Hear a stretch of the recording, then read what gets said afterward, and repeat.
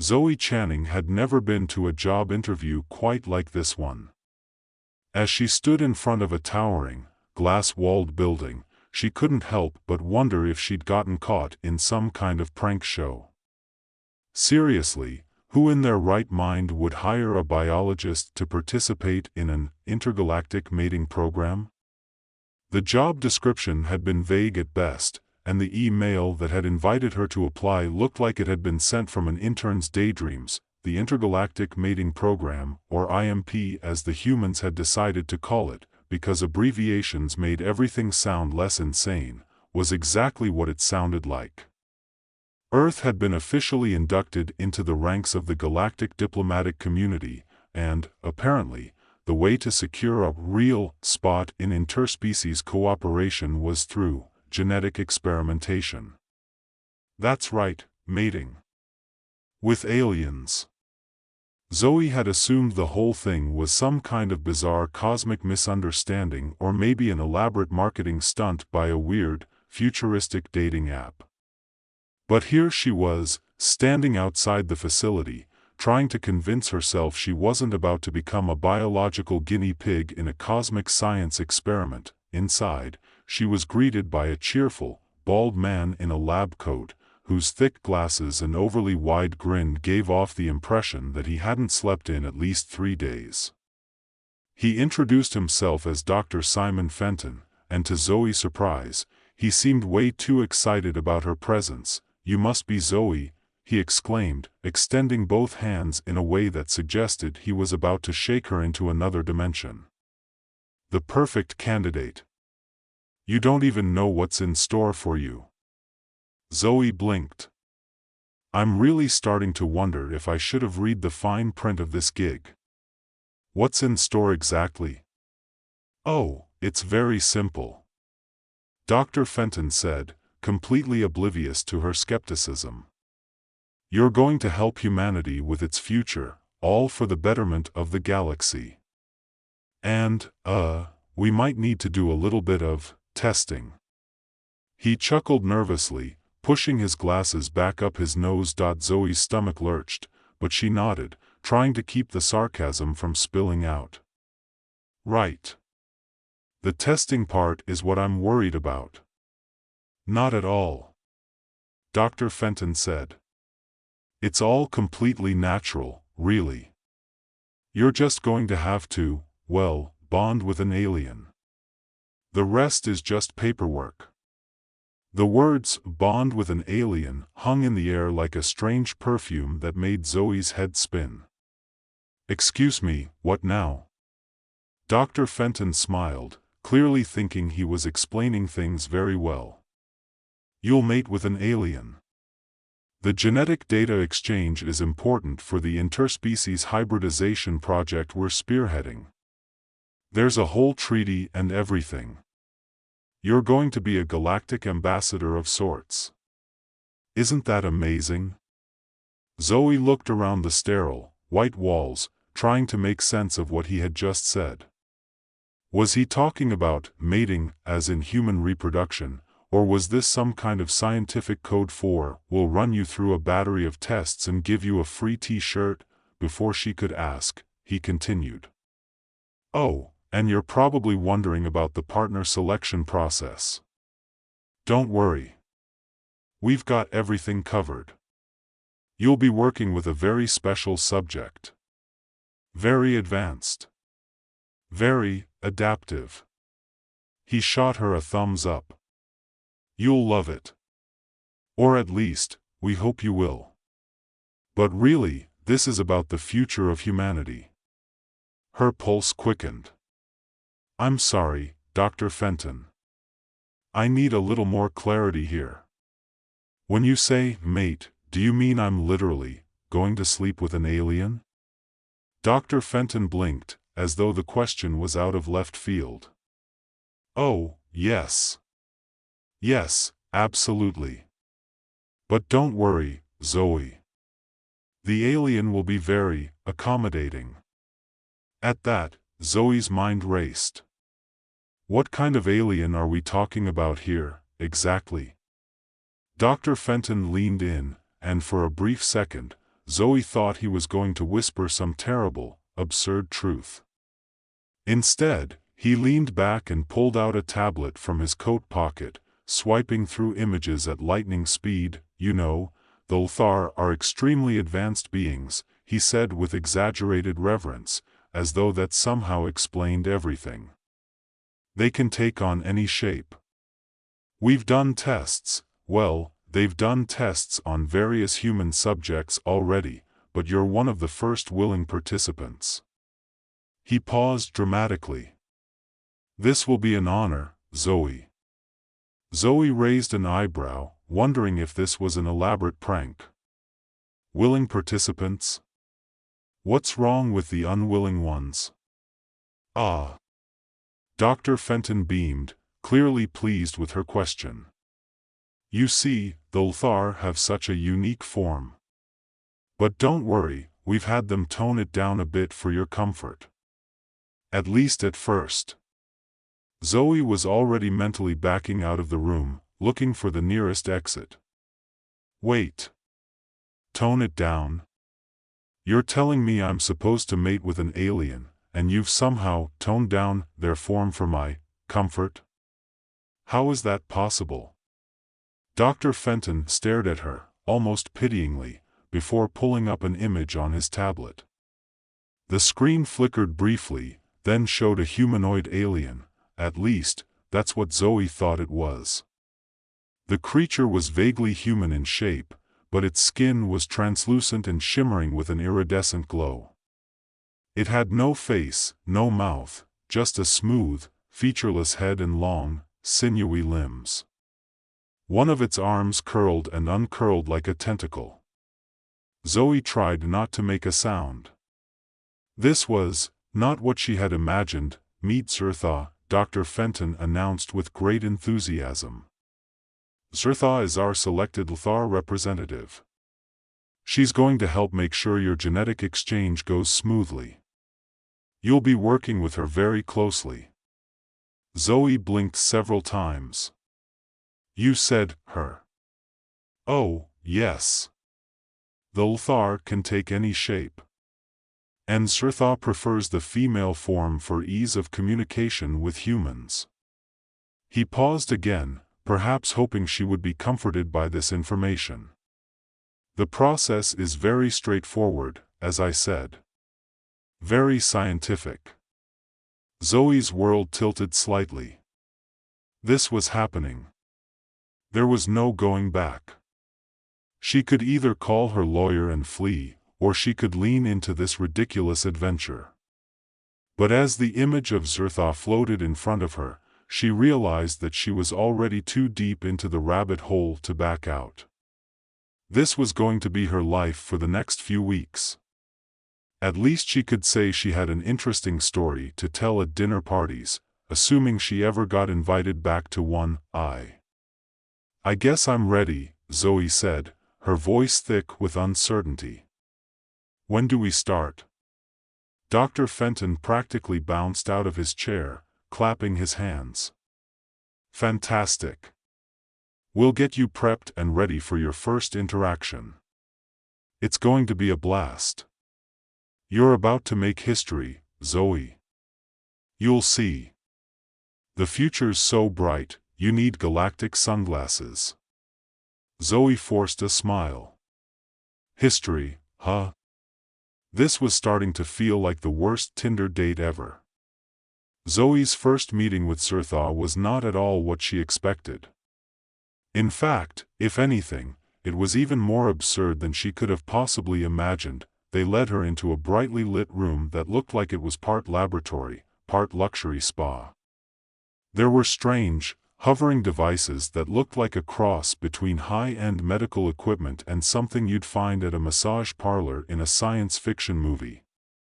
Zoe felt oddly out of place, as though she had walked into someone's private dream about the future, where everything was both too clean and a little too sterile.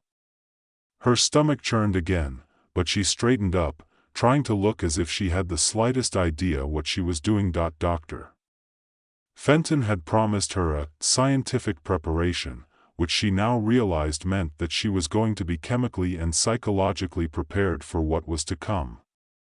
The fact that chemically and psychologically had been used together in the same sentence only made her more nervous. "Don't worry," he said as he led her into a glass chamber where she was instructed to undress and put on a thin, silver bodysuit that looked like something out of a low-budget sci-fi movie.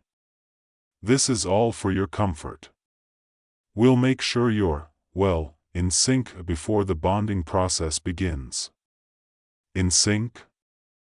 Zoe asked. "With what exactly?" Dr. Fenton chuckled. "You'll see. You'll be introduced to Zertha shortly. I'd recommend you keep an open mind."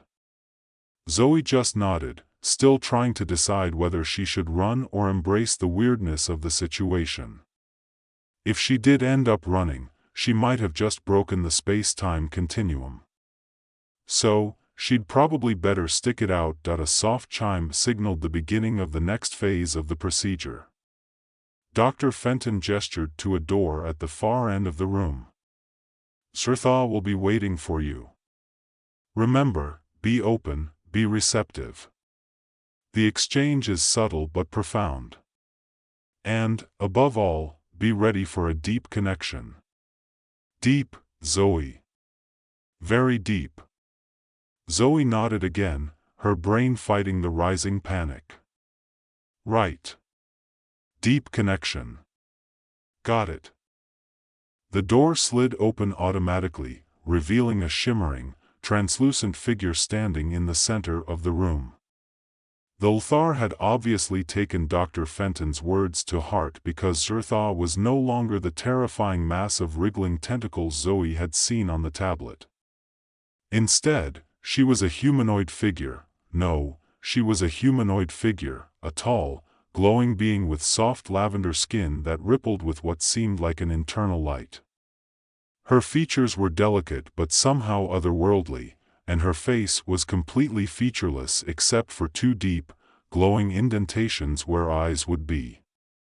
Her body seemed to shift fluidly, like a jellyfish caught in the water, yet it retained a human-like shape, at least, the parts that mattered.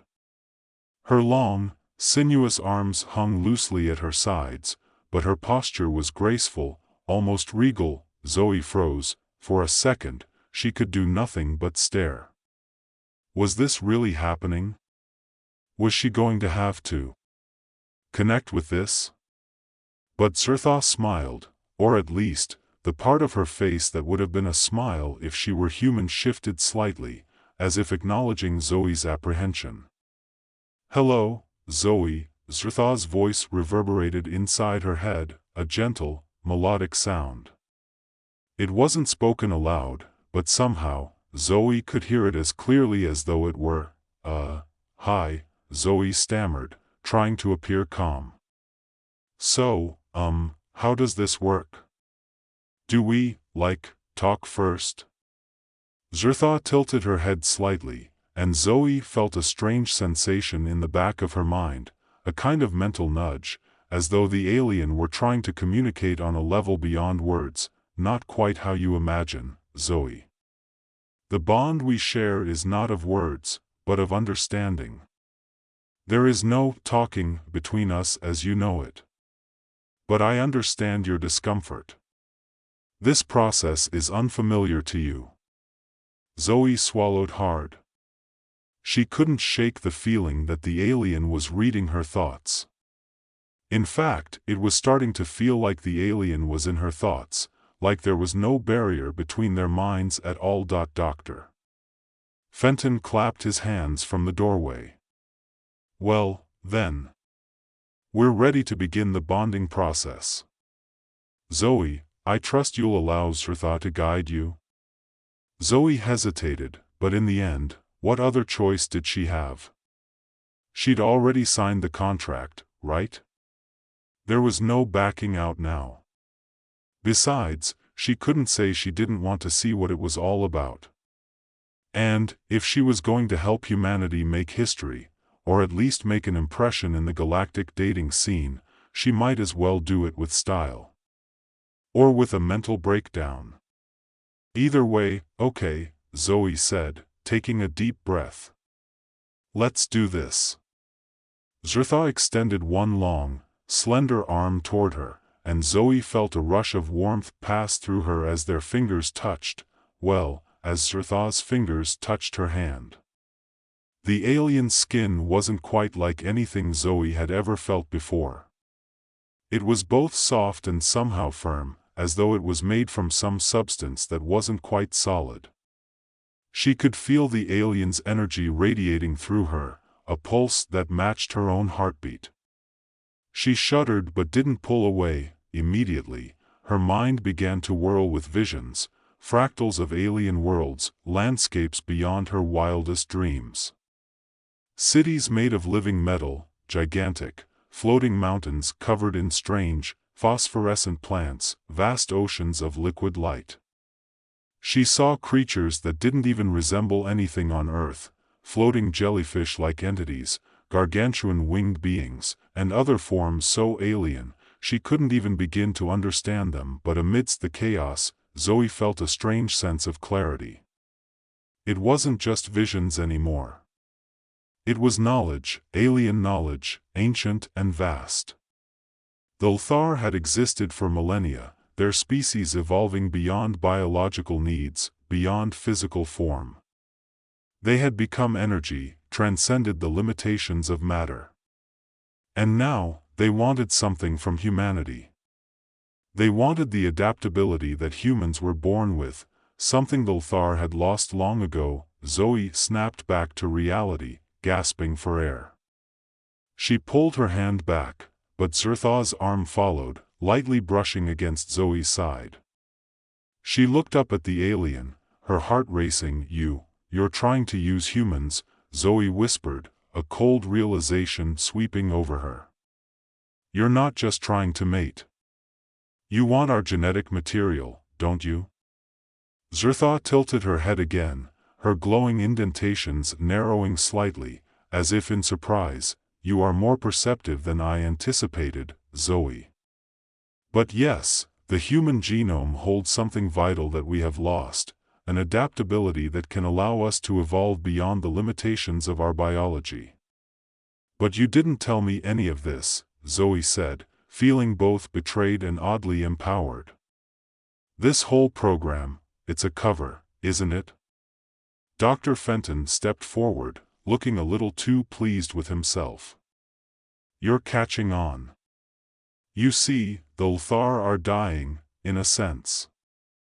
Their evolutionary trajectory has stalled.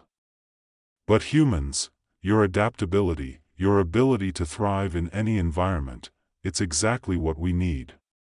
What they need. Zoe felt her heart sink. She had been chosen not because she was special, but because her genes were valuable in a way that wasn't ethical, or moral, or even decent. She was a pawn in an intergalactic chess game, and the stakes were higher than she could have ever imagined. That's why you need me, Zoe said, her voice cold. You want to use me to create something new. Something that can survive anything. But you're not telling the public the real story. Dr. Fenton shrugged, a little too casually. Science is about discovery, Zoe. Sometimes, you have to take risks to advance the species. And as for the public, well, they wouldn't understand. But you do. You're different. Zoe shook her head, furious and more than a little scared. She wasn't just a scientist anymore. She was a pawn in a game she hadn't even known was being played. But maybe, just maybe, she could find a way to turn the tables. Because now she knew the truth, and the truth was something the Lthar didn't want anyone to see. Her hands clenched into fists. I'm not doing this, she said, her voice low and firm. Not for you. Not for anyone. She didn't know exactly how she would stop this insane experiment, but Zoe knew one thing for sure: she wasn't about to let the Lthar, or the humans running the program, get away with it. The war for the future of humanity had just begun.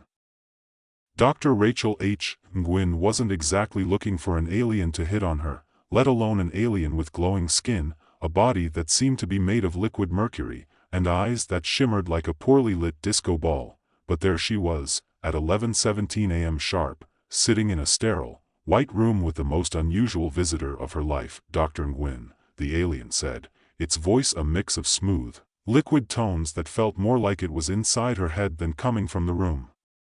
I come with a very unique proposition. Rachel blinked twice, not sure if she was dreaming. It had been a long week.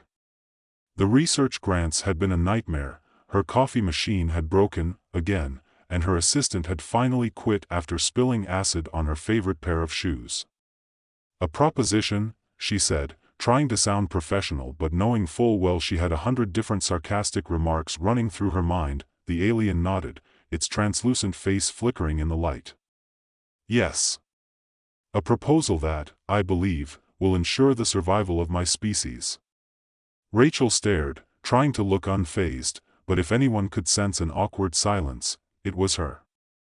The alien before her wasn't the kind that would feature in any Star Trek episode. This thing was an actual alien, the kind that came with no manual, no user guide, and no helpful pamphlets on what to do if your intergalactic guest had the exact opposite of human social skills. So, let me get this straight, she said, a wry smile curling at the corners of her lips. You come all the way to Earth, in some giant shiny spaceship, and you want me, a geneticist, to help you survive by, what, exactly? Adding a little human spice to your gene pool? The alien blinked. At least, Rachel assumed it was blinking. It wasn't so much a blink as an entire portion of its transparent face shimmered and reassembled itself. Yes, that's correct. We have exhausted all other options.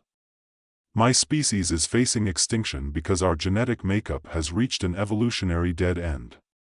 We are incapable of further progress. We need your human genes to continue. Rachel's eyebrows shot up so high that they almost disappeared into her hairline. So, what, you're asking for, interspecies mating? The alien's face became more fluid, almost as if it were uncomfortable, an odd trait for a being with no apparent facial muscles.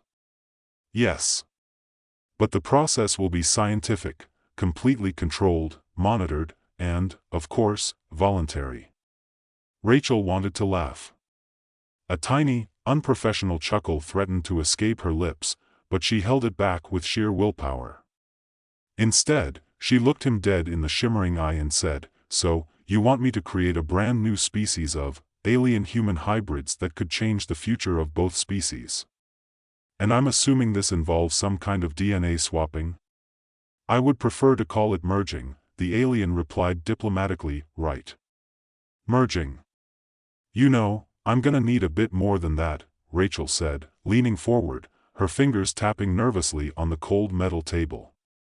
What exactly do you think I'm going to say to this? Do I just sign up for alien mating 101? The alien's face flickered again, a display of what might have been confusion. I fail to understand the difficulty. Your people have been experimenting with genetic modification for centuries. This is merely the next step. Your scientists, your doctors, your bioethicists, all the same. Well, yeah, sure. But the difference is that we don't need a totally different species' DNA to fix our problems, Rachel replied, her voice edging on incredulity. And most bioethicists I know would rather shove a syringe of pure liquid morality into their veins than do something like this. I'm not asking you to create hybrids for the sake of science, the alien continued, its liquid voice growing more insistent. I am offering you a solution to your problems. Think about it, immortality, disease eradication, new abilities, advancements in human biology. Hold up, Rachel interrupted, raising her hands like she was about to stop traffic. You want us to merge so you can get new abilities? Not happening. I've read all the bioethics journals, buddy.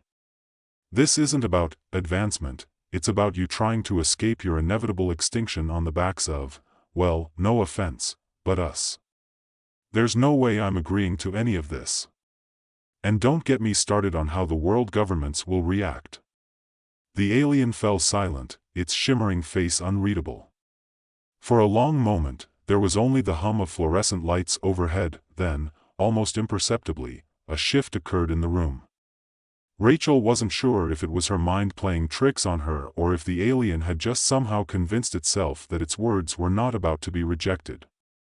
But before she could open her mouth to speak again, the alien's form shimmered into something she never expected to see. Suddenly, it was no longer just a glowing, vaguely humanoid shape.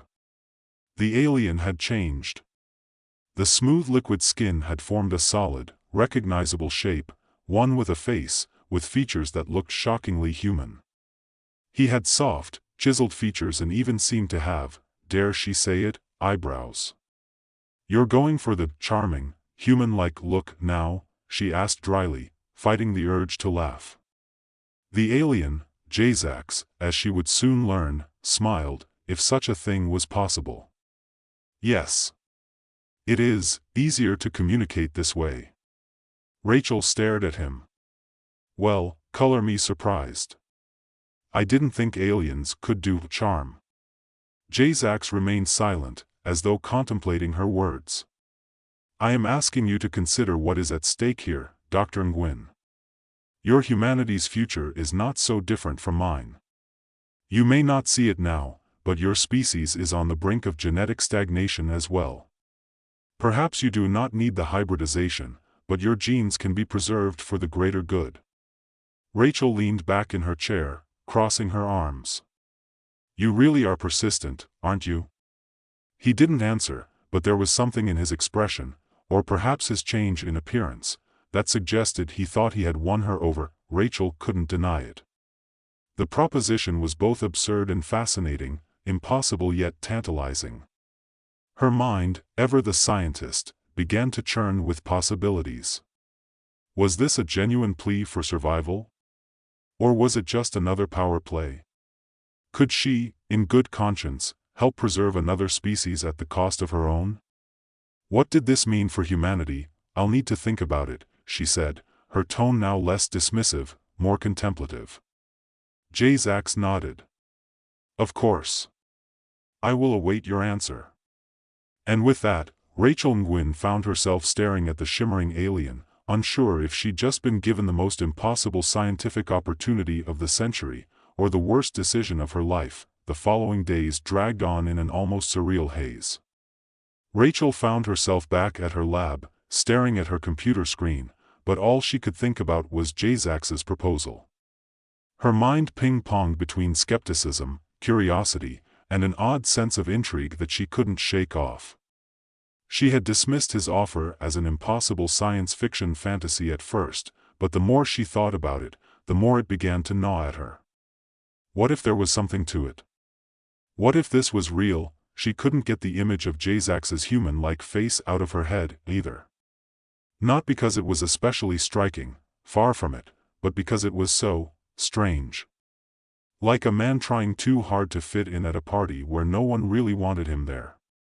That artificial smoothness, the way his features seemed to settle into a more human-like expression, unsettled her. Was this what humanity was supposed to evolve into? Some hybridized version of itself? Was there really no other way for both species to survive? Rachel was a scientist.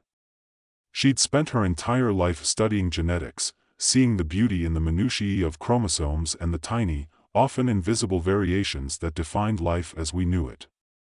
She knew that humanity was on the verge of many breakthroughs, from curing diseases to possibly extending life well beyond its natural span. But merging with another species, giving up her own humanity, her own identity, was she ready to make that leap? Could she make that leap? By Thursday afternoon, her head was a mess of competing ideas. She had read every scientific paper on hybridization, genetic adaptation, and the possible outcomes of human-alien integration. Every paper, that is, except for the ones that truly mattered. The ones she knew she had to read, the ones that would force her to make a decision, the bioethical reports. The ones filled with impossible questions about what we owed the future, and whether survival was worth losing everything we were in the process. She sat at her desk, fingers poised over the keyboard, when Samuel walked into the lab. He was dressed casually in a blue button-down shirt and khakis. He always looked like he was a few steps ahead of the latest fashion trends, even when he wasn't trying. "Hey," he said, leaning against the doorframe. "Busy?" Rachel sighed and spun her chair toward him, the chair squeaking under her weight. "You could say that."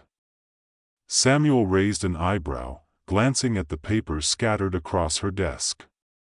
"More bioethics, huh?" She chuckled dryly.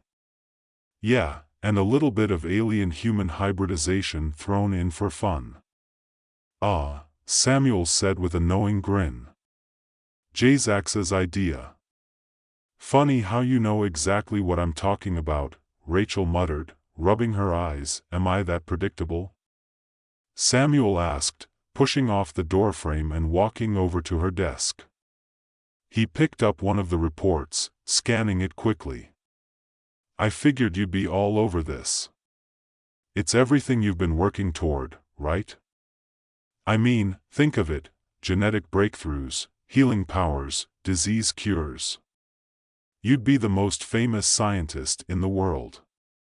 People would be worshipping you. Hell, I'd worship you." Rachel couldn't help but roll her eyes. "Worship me? Seriously? You think I want that kind of attention?" Samuel grinned and dropped the paper back on her desk. "Well, no. But think about it, Rachel. This could be the opportunity of a lifetime. You could give humanity the tools to evolve. You'd be changing the very fabric of who we are." "Or," Rachel interrupted, "I'd be turning us into something else entirely. Something we don't even recognize." Samuel looked at her, a flicker of uncertainty crossing his face. "You really think that's what would happen? You're not seriously considering rejecting this, are you? I mean, our genes, our biology, what if it could be better? Stronger?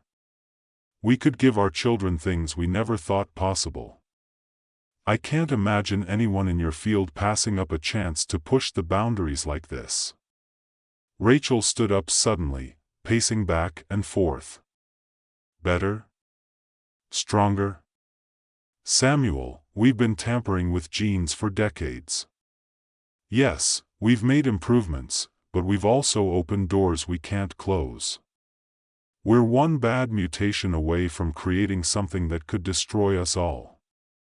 What if we let these aliens inject their DNA into our gene pool, and we end up creating a hybrid species that's smarter, faster, stronger, but completely inhuman? Do we just wave goodbye to what makes us human in the process?" Samuel's expression softened, and he moved toward her, his voice gentle now. "But maybe what makes us human is the ability to evolve. To survive. Isn't that what we've been doing since the beginning of time? Adapting to whatever challenges come our way? We're not just talking about some mad scientist's dream here, Rachel.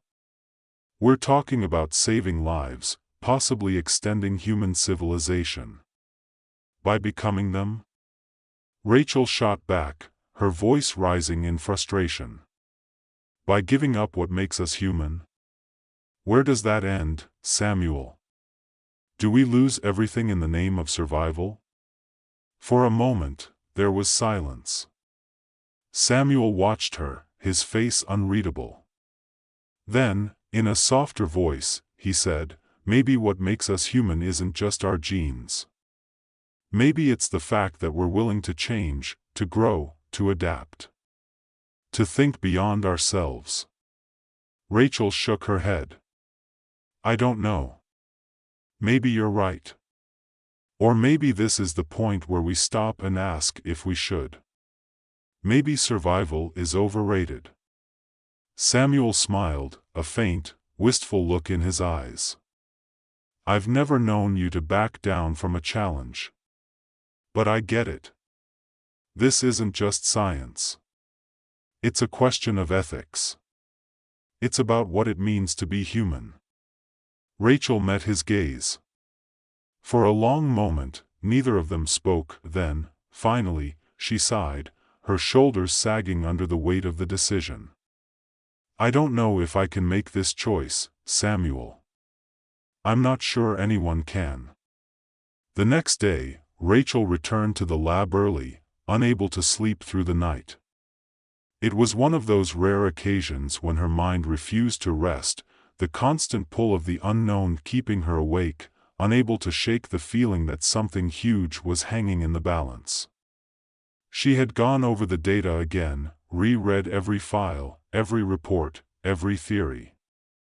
And she was still no closer to a decision. But then, as if on cue, her phone rang. It was an encrypted call from a number she didn't recognize. She hesitated only for a moment before answering, her heart already pounding in her chest. Dr. Nguyen? The voice on the other end was calm, almost robotic, but there was a sense of urgency beneath the surface. Yes, Rachel replied, steeling herself. Who is this? This is Jazax. I'm calling to inform you that we need your decision. The council has made it clear, the time to act is now. We cannot wait any longer. Rachel's heart skipped a beat. You're serious about this? We are, Jazax replied. The future of both our species depends on your choice. A silence lingered in the air as Rachel stared at the screen, the weight of his words settling heavily in her chest. Give me some time, she said, her voice steady despite the turbulence inside her. I need to think this through.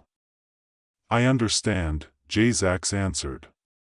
But understand this, Dr. Nguyen, time is not on our side. The call ended. Rachel sat there, staring at the blank screen for several long moments.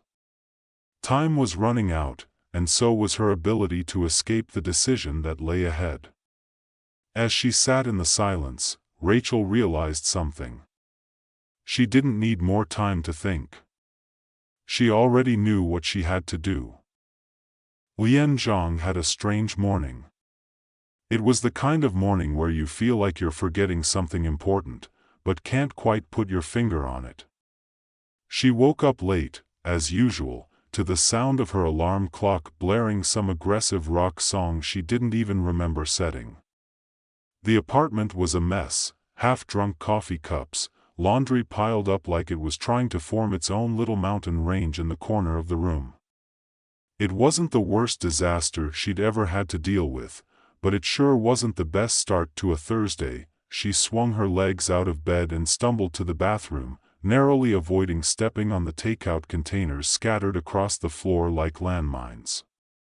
With a half-blinded squint, she looked in the mirror and froze.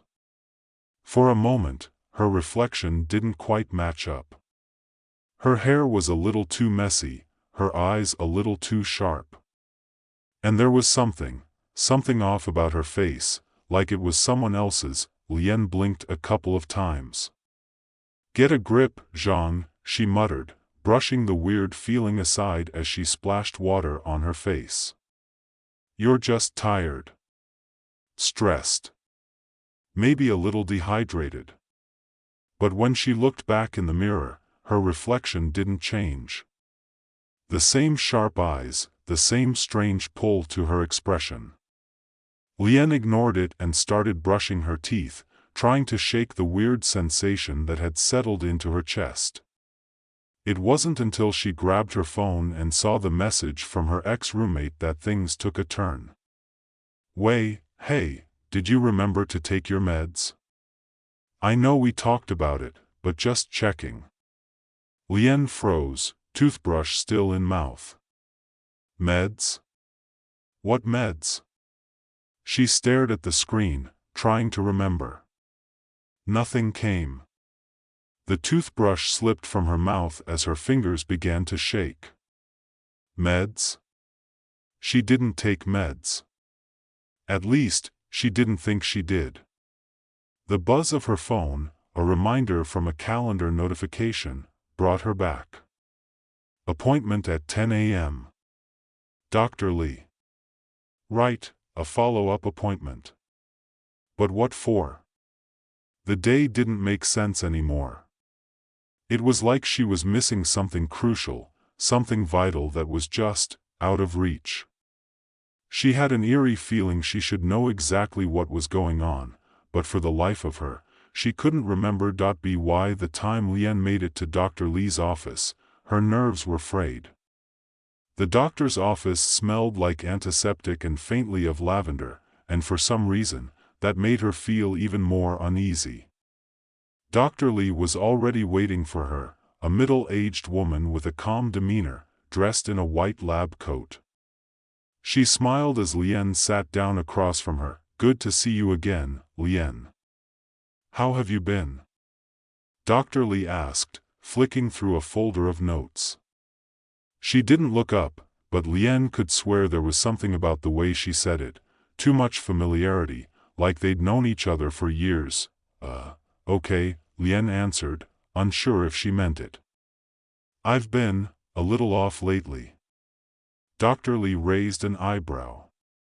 "Is that so? Well, let's talk about it."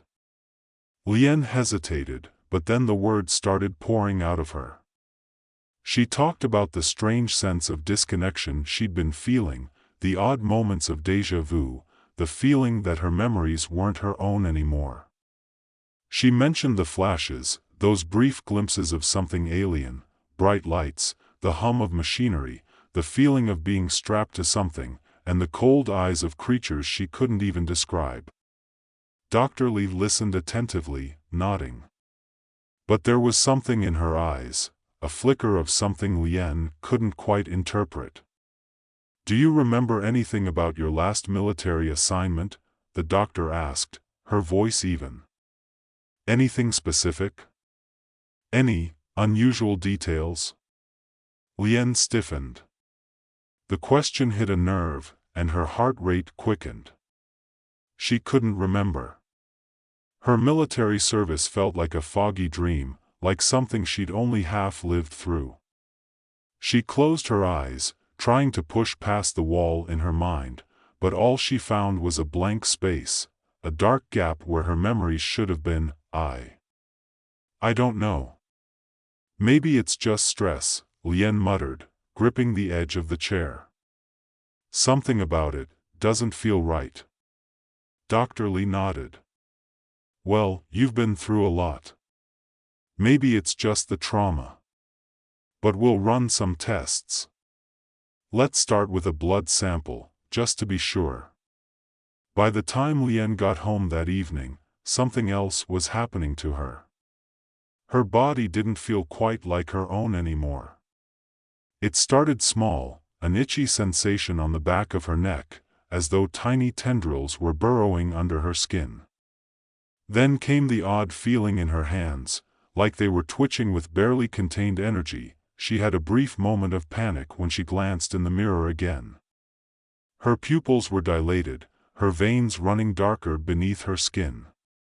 The color of her eyes had shifted, too, now a vivid, almost neon shade of green. It wasn't normal. Nothing about it was normal. Lien stumbled back, pressing her hands to her face. What was happening to her? She'd felt something before, something that didn't belong, but now it was undeniable. Something alien was coursing through her veins. The flashes started again, brief, disjointed, but much clearer now. She saw a sleek, metallic craft landing in the desert, glowing with an eerie blue light. A woman in a military uniform, someone who looked like her, standing next to strange figures with eyes that glowed in the dark. She saw herself, lying in some kind of sterile lab, tubes running from her body, her head filled with alien voices. She could hear them now, faint whispers, like a far-off hum that pulsed beneath her skin. Lien's heart raced. She needed to know the truth. The fragmented memories, the growing sensation inside her, it couldn't just be stress. It had to be something more. Lien's mind raced as she scoured her apartment for anything that might give her a clue. She grabbed her laptop and began to search through old military documents, hacking into the classified files she had clearance for. What she found shocked her. It wasn't just the military she'd worked for. There was something far darker, something that connected her to the alien technology she had briefly encountered. As she flipped through the files, her breath caught on a name: Project Helix. She didn't recognize it at first, but the more she read, the more the pieces fell into place. The military had been experimenting with hybridization, mixing alien DNA with human DNA, creating soldiers with enhanced capabilities. The files described her as an ideal candidate. She was one of the first to undergo the procedure. Her blood ran cold. She was no longer just Lien Zhang, the soldier with the sharp instincts. She was something else entirely. Something different. Lien sat frozen in front of the screen, the words Project Helix flashing in her mind.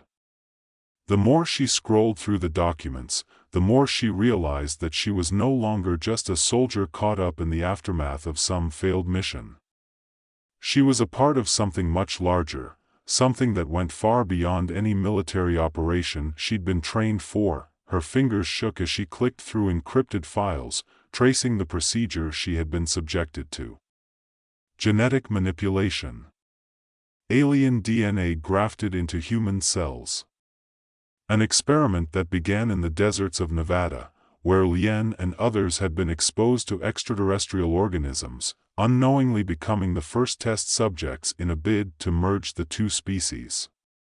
The goal was to create a hybrid soldier, one capable of surviving environments that would kill humans, one who could understand and potentially communicate with alien intelligence. As Lien read, the pieces of her memories began to fall into place. The lab. The voices. The strange energy surging through her, the alien sensations that had only grown stronger since the encounter. She was becoming what they had created. She was no longer just Lien Zhang, the soldier. She was a hybrid. A weapon. A creature that wasn't entirely human anymore. She felt a sudden pressure in her temples, as if 1,000 voices were whispering in her mind, pushing against the edges of her thoughts. It was as if the alien DNA, the part of her that wasn't human, was starting to fight for control. She could feel it, the way her muscles twitched with a strange energy, like a coiled spring ready to snap. It wasn't painful. It was powerful, like she was waking up from some deep, dormant part of her brain that she never knew existed. Her vision blurred momentarily, the world around her warping into shifting shadows and vivid flashes. She closed her eyes, steadying herself, but the images refused to fade. The craft. The aliens. The laboratory. She could feel their presence now, a psychic hum echoing in her mind. The aliens weren't just a part of her past anymore, they were inside her, mingling with her thoughts, like they had always been there, just waiting to be awakened. A soft knock on the door interrupted her spiraling thoughts. She jolted, instinctively reaching for her gun, but stopped herself just as quickly. It was probably just the neighbor again. That overly curious guy, trying to make small talk. But the knock came again, 3 quick raps this time. Lien swallowed hard, her heart racing. Her instincts, the ones she'd honed over years of military service, told her it wasn't safe. She wasn't sure if it was the alien DNA or just the fear creeping in, but something in her gut told her not to answer. Still, she stood up, her body moving almost on autopilot, and walked to the door. The air in the apartment felt thick now, charged with static energy. She hesitated for a moment before opening it. Wei stood on the other side. His face was drawn, eyes shadowed with worry. "Lien, we need to talk." Her throat tightened. She hadn't seen him in weeks, ever since the strange night she'd left the military. He wasn't just her comrade, but a friend who seemed to know more about her than anyone else. But now, standing there in front of her, he looked like he'd been running on fumes. "What is it?" she asked, trying to mask the urgency in her voice. Wei glanced over his shoulder, checking to make sure they were alone. "I've been following your trail. I had to make sure you were okay. After everything that's happened. I'm afraid you're not gonna like what I have to say." Lien felt her stomach lurch. "Just say it." He stepped inside, closing the door quietly behind him. His eyes met hers, dark with guilt. "The military, they've been covering this up. The experiments, the aliens, they've been working on it for years. And you were part of it.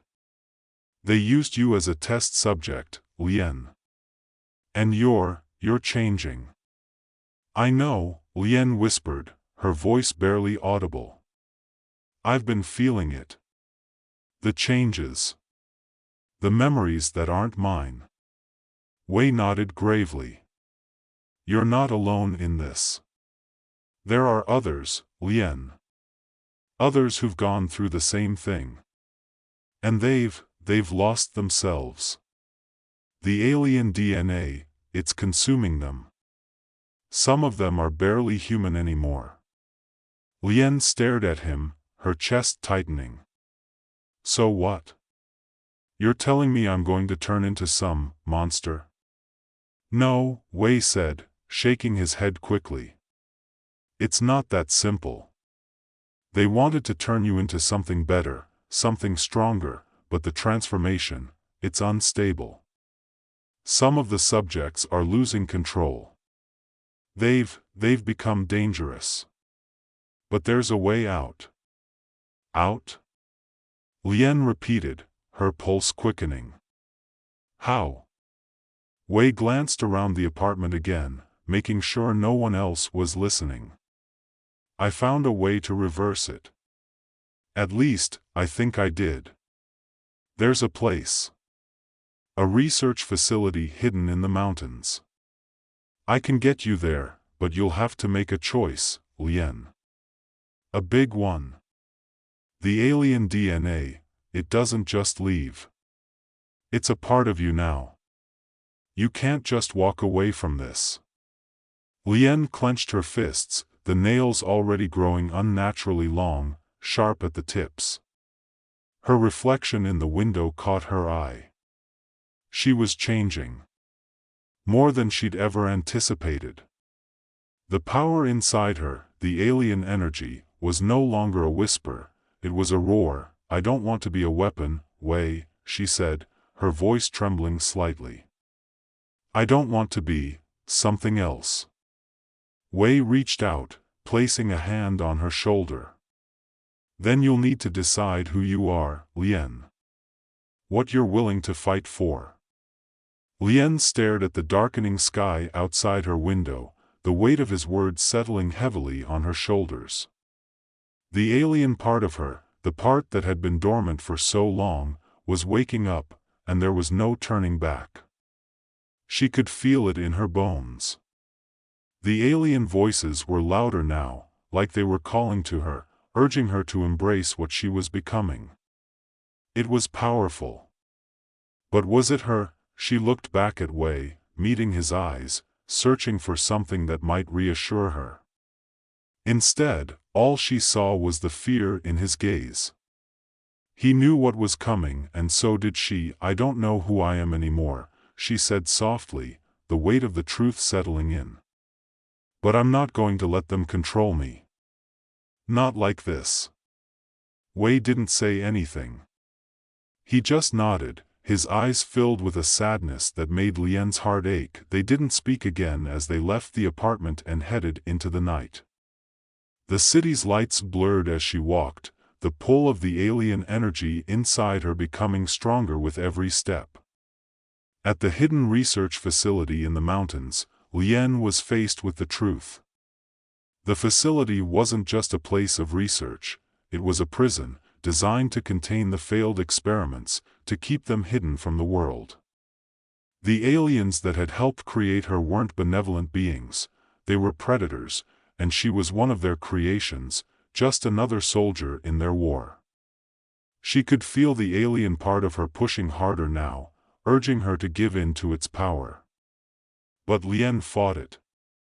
She fought for her humanity, for the parts of her that hadn't been touched by the alien DNA. In the end, she knew what she had to do. Lien made the ultimate choice, not to embrace the alien side of her, but to destroy it, to sever the link once and for all. The power she wielded was enough to change the world. But Lien chose to walk away from it, to hold on to her human self, whatever that might mean now. The facility exploded in a burst of energy, the remnants of the research gone in an instant. Lien stood amidst the wreckage, her body trembling, but still standing, still human. Her story was just beginning. But one thing was certain, whatever else she had become, she wasn't going to let anyone control her again. She would find her own way, even if it meant becoming something no one could define. As she turned to leave the burning wreckage behind, the alien voices were gone, leaving only silence in their place. But Lien knew that silence wouldn't last. Whatever she had become, the fight was just beginning. Maxine Brooks had always imagined meeting an alien would be, well, less adorable. She had studied Zinther anatomy for years, knew every detail of their physiology from their triple ocular sight to the impressive bioluminescence that illuminated their skin during their nights, which was less romantic than really hard to sleep through. She had imagined standing before a towering figure, covered in odd scales, or perhaps a massive, fearsome creature, 10 feet tall with an elongated face and strange, glowing tentacles. But what she got instead, what stepped into the containment room with an almost theatrical flourish, was a tiny guy in a suit. Wow, Maxine said, blinking, mouth slightly agape. You're not what I expected. Zorith, the alien ambassador of the Zinther race, paused. His 3 luminous eyes flicked over her, and he tilted his small head slightly, the way a dog might when you've said something absurd. Maxine had always imagined she'd be the one getting the weird looks when interacting with aliens, but here she was, gawking at him like he was the one who didn't belong. I assure you, Dr. Brooks, Zorith said with an almost dapper, yet completely disarming smile, I'm quite used to being the surprise. I know humans prefer to imagine all Zinther are giant, terrifying creatures. But, he gave a slight shrug of his perfectly tailored suit, I like to think we can be a little more charming. Maxine was completely taken aback. She was expecting a creature with the social graces of a wolverine. Instead, Zorith was dressed like he was about to attend a cocktail party.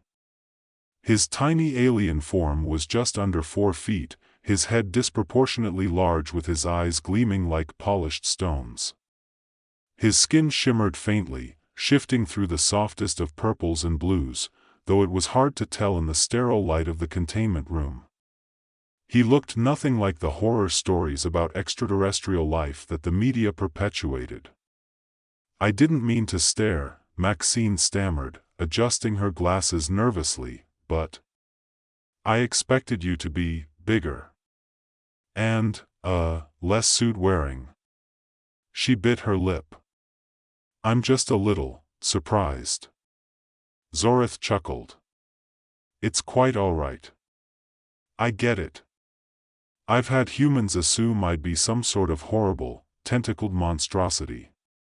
But you see, Dr. Brooks, not all creatures are as aggressive as your people. His smile was teasing, but his tone was playful, with no real sting. In fact, you might find me more sophisticated than some humans I've encountered. She blinked. Did you just? I did, he confirmed, giving a small bow. Please don't take it personally. Maxine stared at him, still trying to process this adorable, intelligent creature who was also clearly messing with her. Okay. Fine. You're cool. But I have to ask, do you actually wear that suit all the time? Zorith raised an eyebrow. Why, yes. What is it with humans and clothing? Do your species enjoy it because you find it amusing? Well, no, Maxine said, stifling a laugh. I mean, we wear it for functional reasons, but I guess, it's weird when an alien wears it for fashion. She gestured helplessly. How did you even know about suits? Zorith made a dismissive gesture. I have access to your planet's media. And I have seen you all wear strange, uncomfortable things. But this? This is elegance. Maxine couldn't help it, she laughed, fully relaxed now. All right, fine. You're smarter than me, and you're better dressed. I'll give you that. But now what? Zorith studied her, clearly intrigued. Now we talk. I believe that's what humans do, yes. Talk? Maxine let out a little snort. Yes, that's what we do. We talk. And talk they did. The next few days blurred together in a frenzy of scientific observations, public appearances, and cultural exchanges, as the Earth government called them. Maxine had to play the role of human translator, but she soon realized she and Zorith weren't merely translating languages, they were translating culture. Maxine's job was to understand alien species and their intricacies. Zorith, on the other hand, was sent as an envoy to ensure peaceful negotiations between his people and humanity. But despite his diplomatic stature, the little alien wasn't all business. His teasing, often sarcastic remarks, mostly directed at the absurdities of human customs, had a way of disarming her. Their interactions were peppered with moments of humor, and Maxine began to feel something more than just professional respect for him. It was an unusual kind of connection. Something she'd never expected to feel, especially not with someone so alien. But Zorith wasn't just funny. He was insightful. He'd seen human behavior from an entirely different perspective, and he challenged Maxine in ways that felt oddly refreshing. Like when he questioned the human obsession with romance. You see, he said one evening, the two of them sitting across from each other at a small table in a high-tech cafe, I've studied your species. And I'm curious. Why do you speak of love as though it is something to be earned? Maxine raised an eyebrow. You want to talk about love? With me? An earthling? Why not? Zoritha's 3 eyes glinted mischievously. We Zinther do not understand love as you do. But we understand the desire to connect. And I've been wondering, why is it so difficult for your species to simply accept that connection? Maxine shrugged, though she could feel a sudden tension in the air. I don't know. We humans complicate things. We overthink. We build up walls and, she stopped herself. She wasn't used to being so open. I guess it's easier to feel lonely than to risk being hurt. He looked at her, studying her carefully, his expression unreadable. I think, he said, his voice softer now, you're afraid of being vulnerable. The words hung between them. Maxine shifted uncomfortably, but she didn't look away. I don't think I'm afraid of being vulnerable, she replied, her voice quieter now. I think I'm afraid of being alone. For the first time, she saw something like understanding pass across his face. Something human. I see, Zorith said. But you do not have to be alone. Not if you can trust. Not if you let yourself connect. Over the next few weeks, Maxine and Zoratha's dynamic shifted. At first, the interactions were professional, an exchange of knowledge, cultural observations, and the occasional witty remark. But something unspoken began to stir beneath the surface. Maxine found herself drawn to Zoratha's insights, his sharp observations about humanity, and his ability to look at her world through an entirely different lens. They were studying human-alien relations from different angles, but their conversations often veered into more personal territory. Zoratha's understanding of human emotions, although not entirely instinctive, was growing, and Maxine realized he wasn't just talking to her out of diplomatic duty. He was genuinely interested, and so was she. It started small, a look that lingered a little longer than necessary, a smile that felt a little too warm, a joke that was shared in a way that felt intimate. But the real turning point came one evening, after a grueling series of political meetings with various ambassadors. They were both exhausted, Maxine from translating and juggling personalities, Zorath from maintaining the cold veneer of diplomacy with his own people. Maxine stood on the balcony of their shared quarters, staring out at the vast expanse of Earth's horizon. The city lights below twinkled like a spread of stars. She was on edge, her thoughts swirling like the wind that ruffled her hair. Zorath stepped up beside her, his footsteps so quiet she didn't hear him approach. She didn't flinch when he appeared. She had grown used to his silent ways. He could be both present and invisible in the room at the same time. His presence, in a strange way, was always soothing. For a long time, neither of them spoke.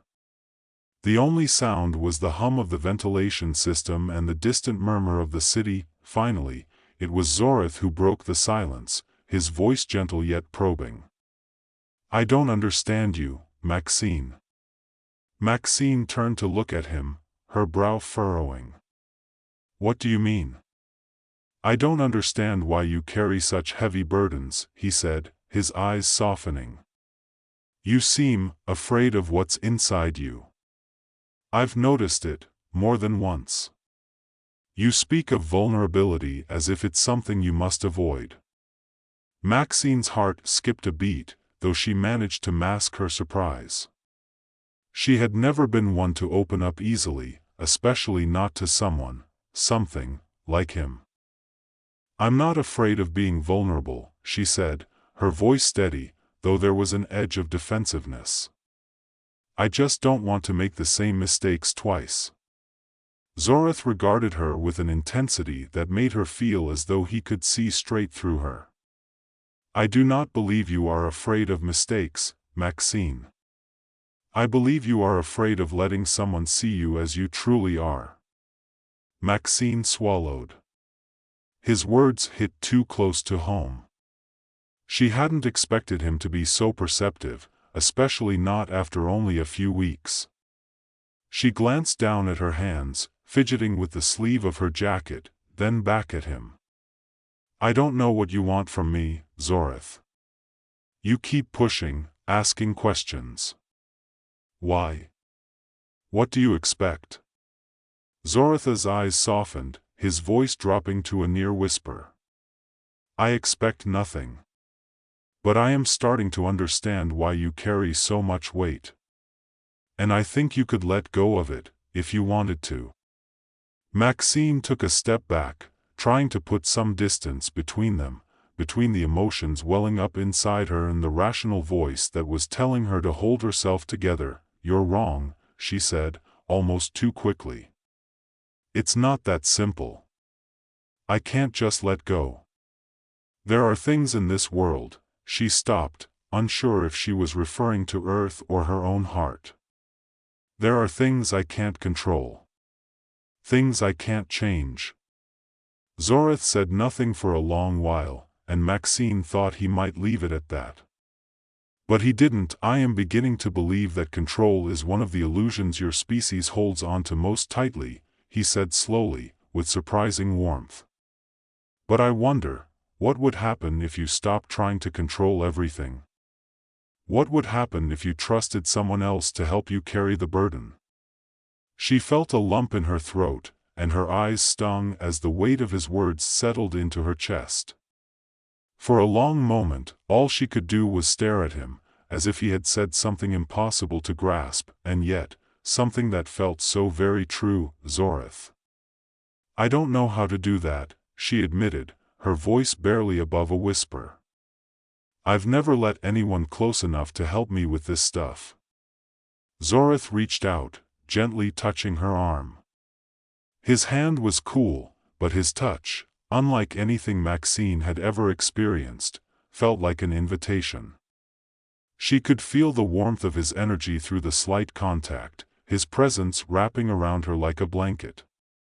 You don't have to be afraid of letting me in, he said softly. I will never betray your trust. Maxine didn't know what it was about his words that made her heart race. Maybe it was the sincerity she saw in his 3 eyes, or maybe it was the gentle, unspoken promise he seemed to be offering her. Either way, she felt something inside her begin to crack open. Something fragile and old, something that had been buried for too long. She was afraid, yes, but at that moment, she realized she was more afraid of pushing him away than she was of the vulnerability he was asking her to embrace. I'm scared, Zorith, she said, her voice breaking as she turned to face him fully. Scared of trusting. Scared of letting go. I've seen too much betrayal to believe that someone like you wouldn't just. I am not your past, he interrupted, his voice firm but tender. I will not make you regret trusting me. I can't promise that everything will be perfect, but I can promise you that I will always be here.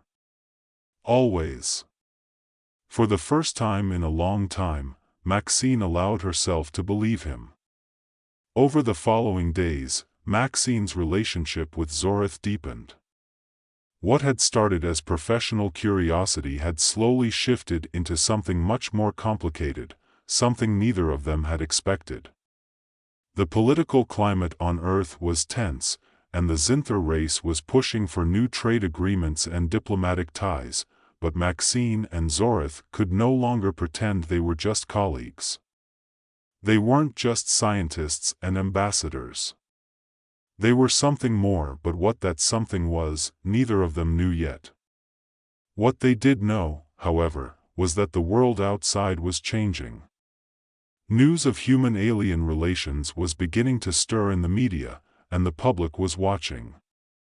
And, unfortunately, there were factions on both sides that didn't like what they were seeing. It wasn't long before things took a darker turn. The first sign was subtle.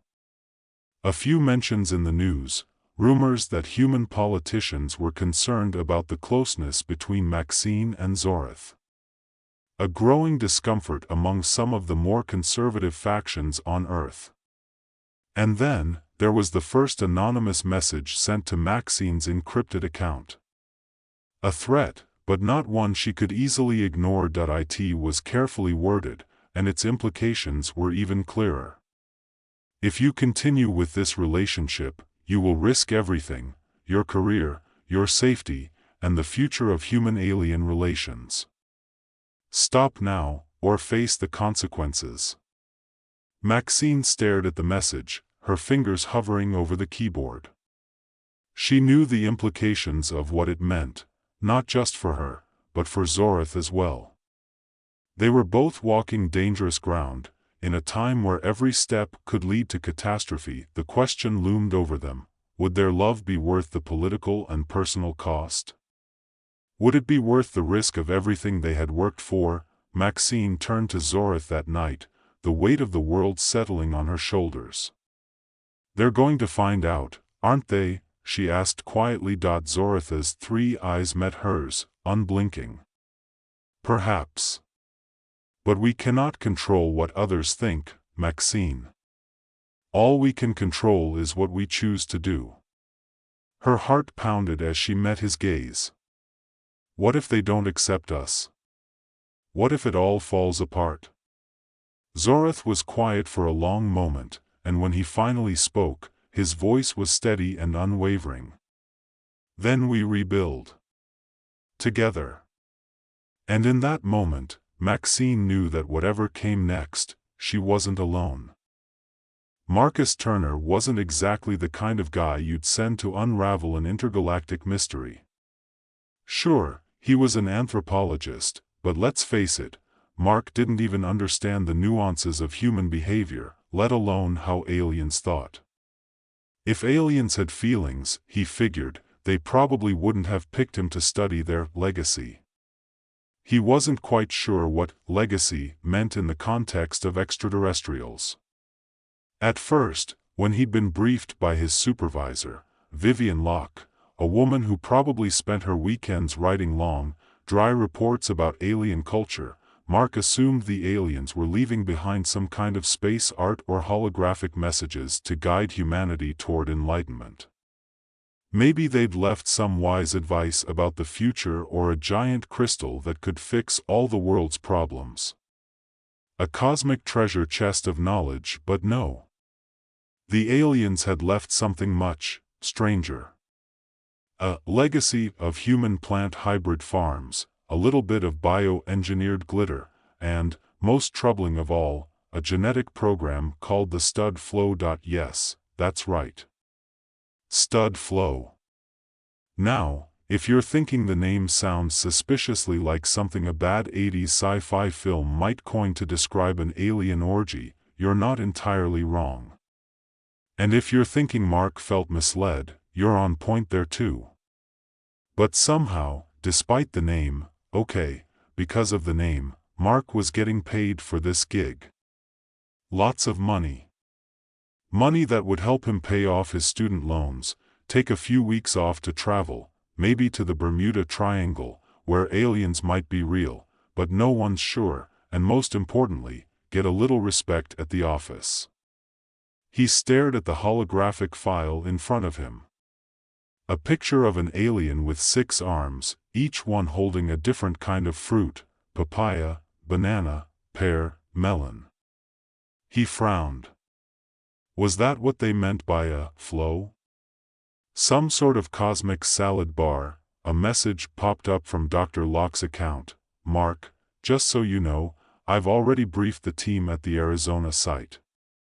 We expect results soon. No one has cracked the stud flow mystery yet. You'll be the first to understand the true nature of the alien legacy. Mark rubbed his eyes, squinting at the file. There was a lot of confusing terminology: xenospecies genetic interaction, hybridization cycles, cultural imprinting through physical engagement. Physical engagement? Was this really a job for him? The thing was, Mark hadn't even signed up for alien research. He had barely signed up for human anthropology.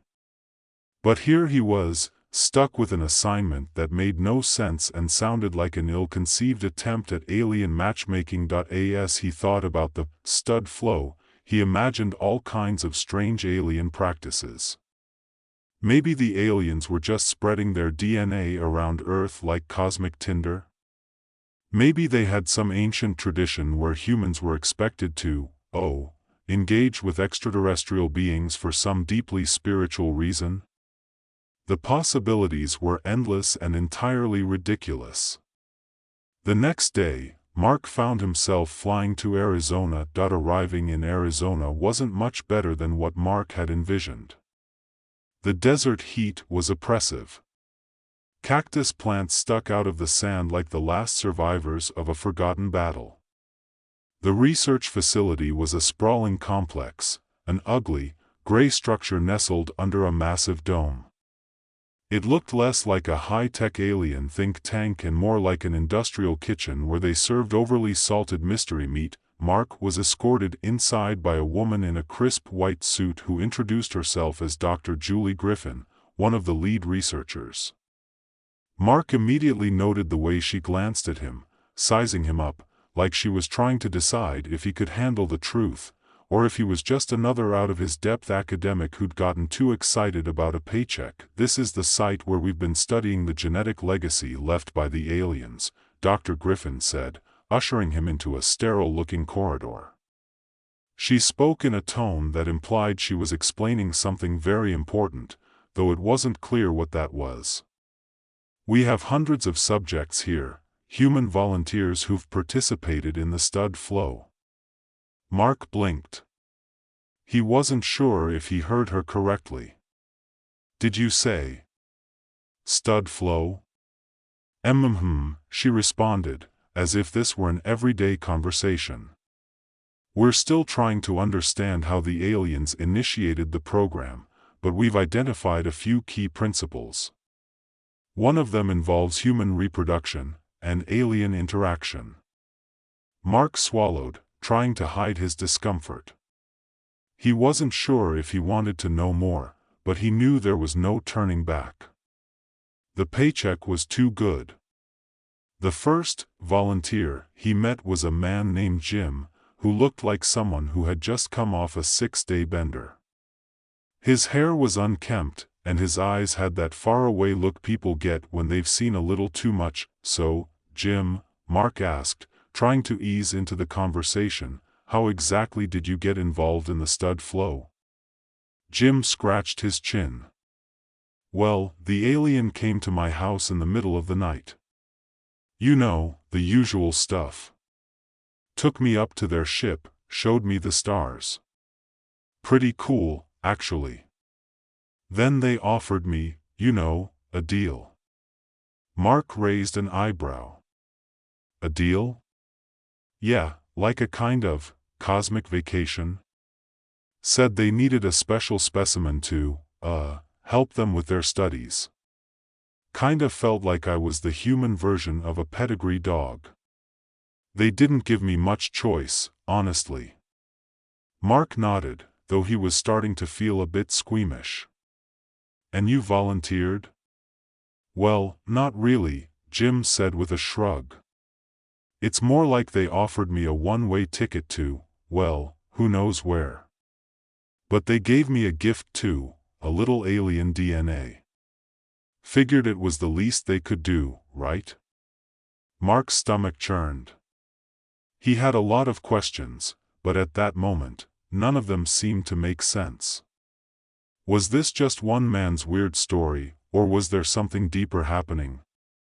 Over the next few days, Mark interviewed more people, mostly volunteers, though a few seemed like they'd been convinced by someone or something that participating in the stud flow was their destiny.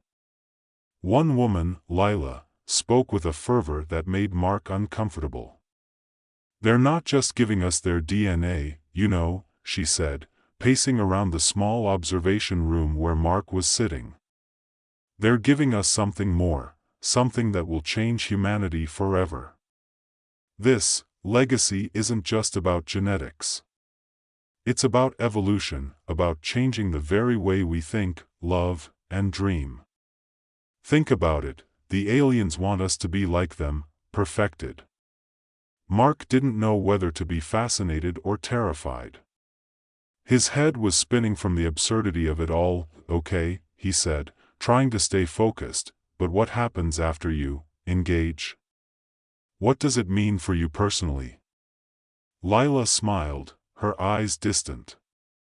"It's like an awakening. I've never felt more alive. The connections I've had since then, they're not like anything I've experienced before. It's like they're with me, even when they're not here. The stud flow isn't just a gift. It's a calling." At this point, Mark had a full-blown headache. Was this some weird alien breeding experiment? Or was it just a scam to get people to volunteer for intergalactic matchmaking? Either way, he needed answers. But the more he investigated, the more complex the story became. Was humanity on the verge of a new kind of evolution? Or were they simply part of a cosmic game of alien genetic poker, and more importantly, could he even trust the stud flow? Because whatever this was, Mark wasn't sure he wanted to get caught up in it, Mark was standing in the sterile observation room, staring at Lila as she paced in a slow, almost hypnotic manner. Her words had a weight to them, but it was hard to separate truth from mania. Everything in this place felt off. The whole stud flow operation seemed more like a bizarre, half-baked experiment than a grand evolutionary plan. Lila paused and caught Mark's eye. She smiled at him, but it wasn't the kind of smile you'd expect from someone who just explained how their life had been transformed by alien DNA. It was the smile of someone who knew something you didn't and was just waiting for you to catch up. "You're not getting it, are you?" she said softly, like a teacher addressing a slow student. "The aliens didn't just want to give us their genes. They wanted us to evolve. It's a kind of communion. A bridge between species." Mark blinked, suddenly aware of how strange the whole conversation had become. Evolution? Communion? He wasn't sure if he was talking to a human who'd had one too many alien encounters or someone who was genuinely starting to buy into this insanity. "I get it," he said carefully, feeling the need to reassure her without fully committing to the idea. "You're saying you've evolved?" Lila's eyes glinted. "Not just me. We all have. Humans involved in the stud flow are experiencing something they never could have on their own. We're connected to something bigger now. Something more divine." Mark had heard plenty of cultish rhetoric in his life. He'd spent years in academia, after all, but this was different. This wasn't the usual jargon about enlightenment or some transcendental vision.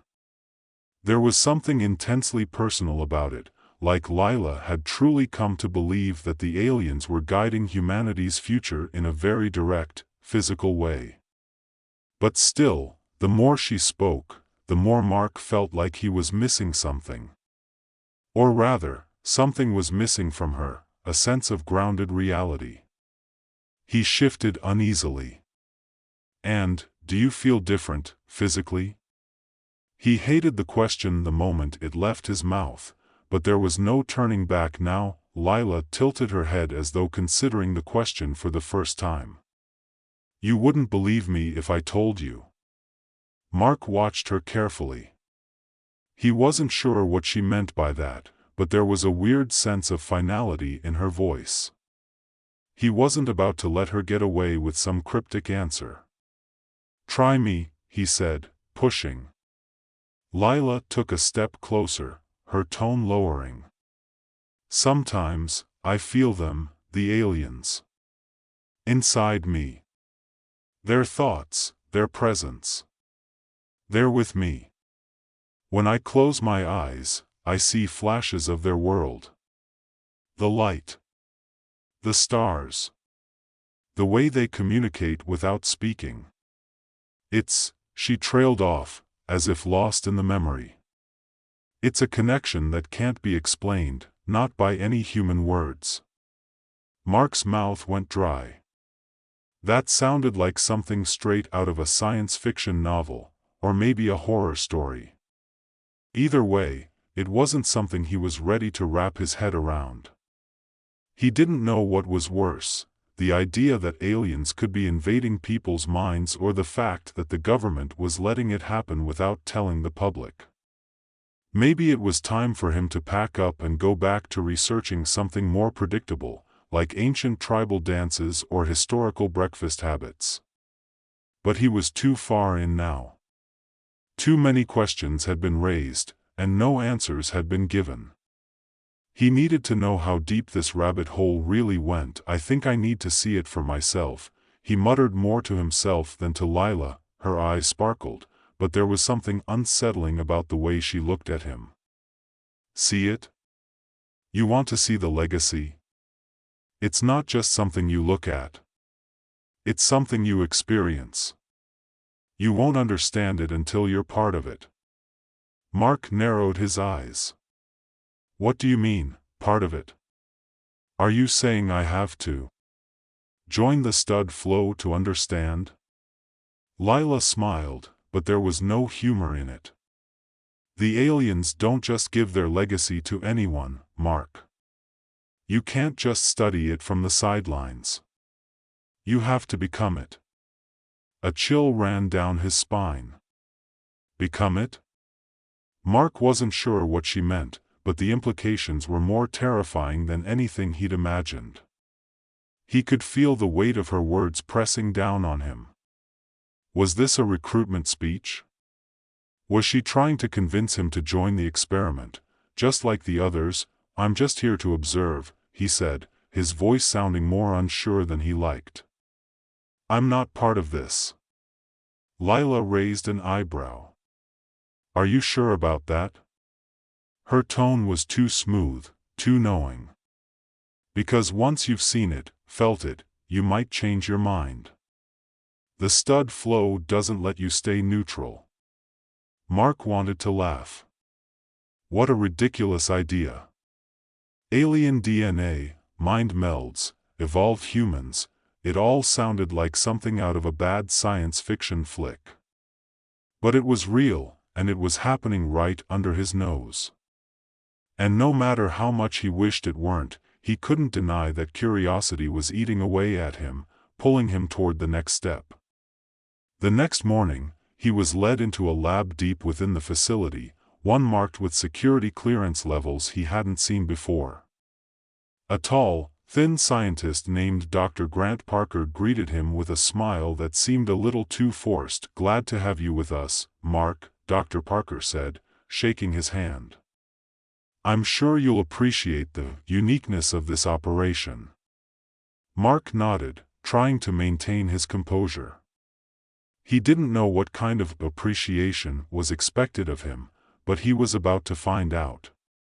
We're going to show you the legacy process, Dr. Parker continued, leading Mark down a narrow hallway that was filled with the kind of quiet urgency Mark had seen in high-security labs before, though this time, the air felt thicker, charged with some unspoken tension. I hope you're ready for it. Mark felt a lump form in his throat. Ready for what, exactly? Dr. Parker didn't answer directly. Instead, he ushered Mark into a small observation room where a large, cylindrical chamber stood in the center. Inside, a woman was lying back in what appeared to be some sort of medical pod, connected to wires and other alien-looking devices. She looked peaceful, almost serene, but Mark couldn't help noticing how pale her skin had become, almost unnaturally so. This is the next step, Dr. Parker explained. The legacy begins here, with direct interaction. It's a physical process that's also deeply mental, spiritual. We've been studying the long-term effects of the stud flow on participants, and we're starting to get a clearer picture of what the aliens were trying to achieve. Mark watched the woman inside the pod, his mind racing. She looked like she was in a deep, restful sleep, but something about the whole scene felt wrong. Is she, all right? Dr. Parker smiled reassuringly. Oh, she's fine. In fact, she's one of our most promising subjects. She's nearing the final phase of integration. The legacy will take full effect soon. Mark's stomach lurched. The idea that this process was being called integration seemed deeply unsettling. It was as if these people were merging with something they couldn't control, something far beyond their understanding. I need to know more, Mark said, his voice cracking slightly. What happens to her once this process is complete? Dr. Parker hesitated, a momentary flicker of unease crossing his face. Then, as if brushing off an old concern, he straightened and said, well, once she reaches the full potential of the legacy, she'll begin to change, physically and mentally. She'll become more. Mark didn't ask more questions. He didn't need to. The look in Dr. Parker's eyes told him everything he needed to know. These people weren't just studying alien DNA, they were building something new, something that might be beyond their control, and if Mark stayed any longer, he might just become part of it too. The end.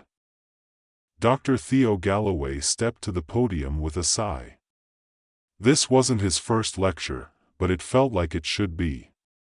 He looked out at the sea of uncomfortable faces in the audience and tried not to grimace. It was always the same. Ethicists and scientists had two modes when it came to the subject of human-alien hybridization. Either they pretended to understand what he was saying, or they spent the entire lecture mentally calculating how quickly they could get out of the room. Theo tapped the microphone. It made an absurd boop, just to let everyone know that he wasn't quite sure how to work it either. He cleared his throat. Good morning, everyone. Thanks for coming. Today, we're going to discuss a real hot-button issue, the ethics of interspecies reproduction. Or as I like to call it, who gets to sleep with whom, and why it might be a really bad idea. A few chuckles escaped the audience. Theo smiled to himself, feeling a little better. Humor always helped, but seriously, he continued, pacing a bit. When we talk about ethics, what we're really talking about is power. Who has it? Who gets to decide what's right or wrong? And, perhaps most importantly, who gets to breed with aliens? This last sentence was met with silence. The room held its collective breath, the word aliens hanging there, suspended in the air like some cosmic joke. You heard me, Theo added, now walking with confidence. Aliens. You know, the little green men, the ones we've been obsessing over for, decades now. It's no longer science fiction, folks. It's a science fact. He spread his arms out, looking around the room, as though expecting an alien to pop out of the rafters and wave hello. Another awkward silence. One man, wearing a NASA sweatshirt, raised his hand. Are we actually talking about human and alien reproduction? He asked, voice faltering. Theo nodded. Yes. We are. I know. It sounds insane. But stay with me. He grinned. It's happening, and apparently, nobody's quite sure what to make of it. The man lowered his hand, muttering something about needing more coffee. Theo continued, now more animated. Look, we've already had a few breakthroughs, all right? A few years ago, a top-secret experiment out of the Galactic Bio-Reproduction Institute, which, by the way, is a thing, successfully crossbred human and alien DNA to create what they're calling a hybrid. Theo made air quotes around hybrid, as if it were some sort of unholy experiment cooked up by mad scientists. Now, ethically speaking, there's some debate about whether it's morally sound to have our DNA mingling with that of, say, an extraterrestrial. The purists, you know the types, say it's unnatural. The pragmatists, like me, well, we're all for innovation as long as it doesn't involve turning our children into hybrid lobster people with 8 tentacles. The audience laughed again, though a few of them were looking at him like he'd just asked if anyone was interested in cloning their pets. Theo took a deep breath, ready to get to the serious stuff. But here's the kicker, he said, his tone shifting from light to more contemplative. Somewhere between ethical research and military exploitation, this all got very murky. The hybrids, they're more than just lab rats now. They're individuals, with rights, with intelligence, with, well, if not emotions yet, at least some pretty advanced cognitive processing. And the real question we need to ask ourselves is this: what happens when they start asking questions? The audience grew quieter, so, Theo went on, in the coming weeks, I'll be investigating a new government-funded hybridization program. The reports are coming in, and let me tell you, things are getting really interesting. And by interesting, I mean terrifying. For both the hybrids and, well, us. Theo finished his sentence just as someone from the back of the room raised their hand again. Theo groaned inwardly. He already knew this was coming. Yes, he asked. The woman at the back, middle-aged, wearing thick glasses and a printed skirt that probably hadn't been fashionable in a decade, spoke up. So, ethically, where do you stand on this? Is it okay for us to, I don't know, play God and create these hybrids? She put air quotes around create, as if just saying the word made her skin crawl. Theo hesitated. He had practiced his speech all night. He had been ready for the questions, even the hard ones. But this was a different kind of question. One that struck too close to home. Well, Theo began slowly, that's the thing. I mean, ethically, there are no clear boundaries here. Some of the top scientists think they're doing us all a favor by creating a super race of humans and aliens. Others think we're just one step away from creating a new species of genetic slavery. A loud murmur ran through the room, and Theo knew he had their attention now. But before anyone could ask more, a voice broke in from the back of the room. It's true, said a woman's voice, steady and calm. It's not just science anymore. It's politics. The hybrids are the next frontier, whether you like it or not. Theo froze. He didn't recognize the voice. And when he looked up, the woman who had spoken was standing in the back of the room, her hands folded casually in front of her. She wasn't one of the audience. She was someone else entirely. A figure from the government. Her name was Dr. Vera Novick, and the room felt smaller when she said it. Theo's eyes narrowed as Dr. Vera Novick made her entrance. She was tall, poised, and carried herself like someone who had spent years at the very top of the scientific hierarchy. The kind of person who knew the right doors to open and the right palms to grease. But Theo wasn't fooled. He could sense a sharp edge beneath her calm exterior. She had made a grand entrance, perhaps too grand.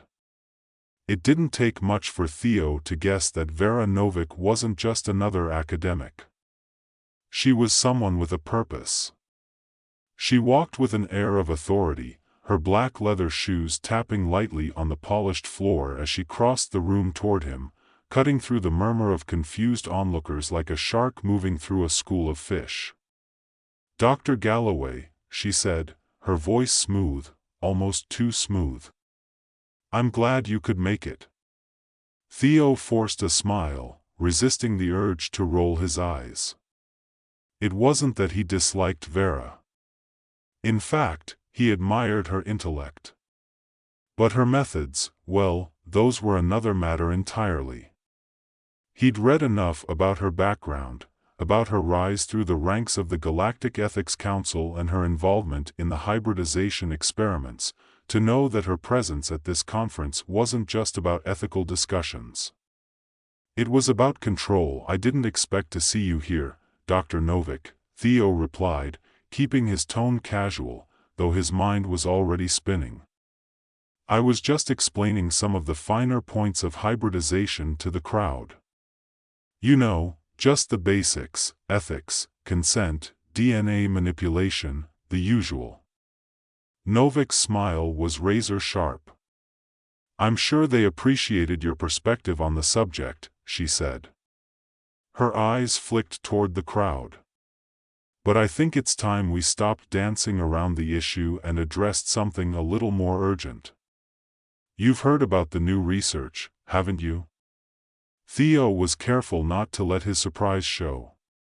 He knew about the research, everyone did. But Vera's sudden appearance, her eagerness to steer the conversation toward the hybrids, felt like an invitation to step into a much darker territory. I've heard rumors, Theo said, keeping his voice level.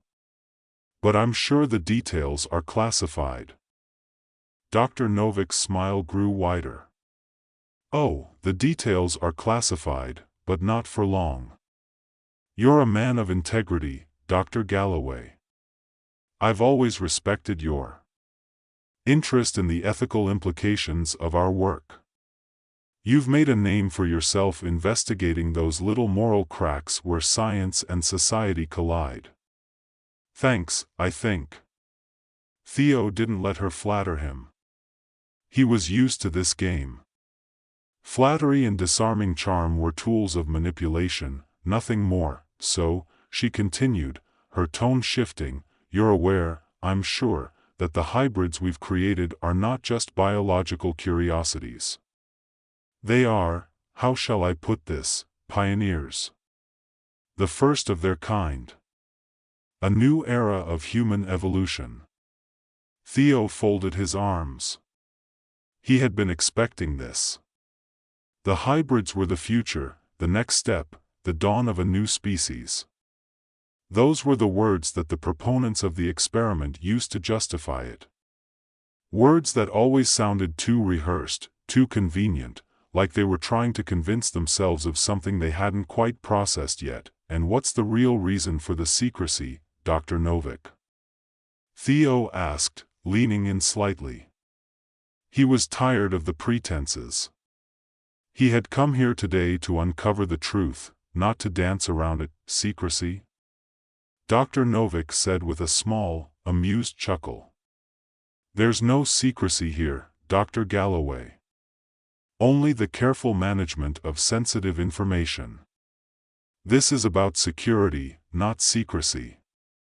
You see, what we've created, what we've discovered, is far beyond anything the public is ready to handle. The hybrids, they're not just smarter than us, Dr. Galloway. They have an emotional intelligence we've barely begun to comprehend. They're the future. Theo felt a chill run down his spine.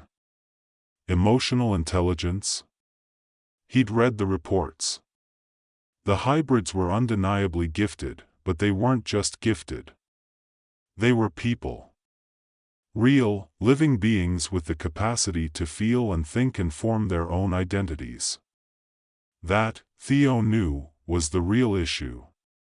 Because if they were truly people, then they had rights that were being grossly violated. So, what you're saying is that you've created a new species. One with superior emotional processing? Theo couldn't hide the skepticism in his voice now. And you think they're ready to lead humanity? Dr. Novick's smile faltered for just a moment. It was brief, but it didn't go unnoticed. Not led, Dr. Galloway, she said carefully. But guide. They will guide humanity into the next stage of our evolution. Think of them as intermediaries, bridging the gap between us and the stars. Their role is to help us expand beyond the limitations of our own understanding. To adapt. Theo's gut twisted. He'd seen enough of these kinds of arguments. They were dressed up in promises of progress, but they were always about control. They always had been. So, what's the real agenda here, Vera? Theo pressed. Are you planning to use them to negotiate with the aliens, or to build some new type of superhuman army? Because I have a hard time believing this is all about emotional growth. The tension between them was palpable now. Dr. Novick's eyes darkened, her smile replaced by something more calculating. I think you're more aware of the situation than you're letting on, Dr. Galloway, she said, her voice low. And that's exactly why I'm talking to you. I know what you're thinking. You're worried about the ethics. You're worried about the humanity of these hybrids. But let me ask you something, Theo. How far would you go to ensure humanity's survival? How far would you go to protect the future of the human race? Theo wasn't sure how to answer her. He had his principles, he always had, but the stakes were getting higher with every passing moment. He had already started to suspect that the hybrids weren't just being experimented on. They were being weaponized, and anyone who stood in the way of that plan would be seen as a threat. I think you already know the answer to that, Theo said, his voice flat. Dr. Novik's eyes narrowed. She looked at him for a long moment, then seemed to come to some internal decision. Look, Theo. I'm not here to argue with you. I'm here to offer you a choice. She took a step forward, her voice dropping to a near whisper. You're already part of this. You've already started asking questions. And the more you ask, the more dangerous it becomes for you. For all of us. There are forces at work here, powerful forces, that will stop at nothing to control the hybrids, to control everything. And if you continue down this path, you'll find yourself at the center of it. You'll have to choose, help us lead humanity into the future, or stand in our way. Theo's mind raced. This was what he had feared, the moment where the truth came crashing down. He wasn't just investigating an ethical issue anymore. He was in the midst of a global power struggle, a war for control of the future. And the hybrids, whether they were aware of it or not, were the battlefield. I don't believe in your version of the future, Vera, Theo said, his voice barely above a whisper. And I don't think the hybrids do, either. Dr. Novik studied him for a moment longer before stepping back. Then you're making a grave mistake, Dr. Galloway, she said softly. A mistake you'll regret. Theo watched her leave, the sound of her footsteps echoing through the emptying room. The laughter of the conference seemed distant now, as though the air itself had thickened, heavy with the knowledge that whatever was happening with the hybrids was far more dangerous than anyone had imagined. A few days later, Theo received a call. A simple message. Meet us at the facility. Now. It was from Ariana. He didn't hesitate. The truth was out there, somewhere. And he was going to find it, no matter what. Sophie Miller was having a perfectly normal day. Or at least, she thought she was. She'd woken up, spilled coffee on her favorite cardigan, argued with her pet hamster, particularly surly little creature named Sir Winston, and was about to run out the door to her boring job at the pet store when, well, everything went haywire. The moment Sophie stepped outside, her toe caught the edge of the doorstep, sending her face first into a puddle of rainwater. As if on cue, her grocery bag split open, sending a collection of slightly squashed tomatoes rolling across the sidewalk. Great, just great, she muttered, shaking her head in frustration. I should have just stayed in bed today. She attempted to salvage the situation, fumbling with a jar of pickles as she dashed across the street to catch the bus. Only, the bus didn't come. Instead, a shadow fell over her, a large, perfectly circular shadow. Sophie paused mid-step and looked up. At first, she thought it was just a blimp. Or maybe a drone. Maybe even some kind of weird government surveillance thing she hadn't been briefed on yet. But no. This was not a blimp. It was a UFO. And it was descending straight toward her. Sophie squinted, adjusting her glasses in disbelief.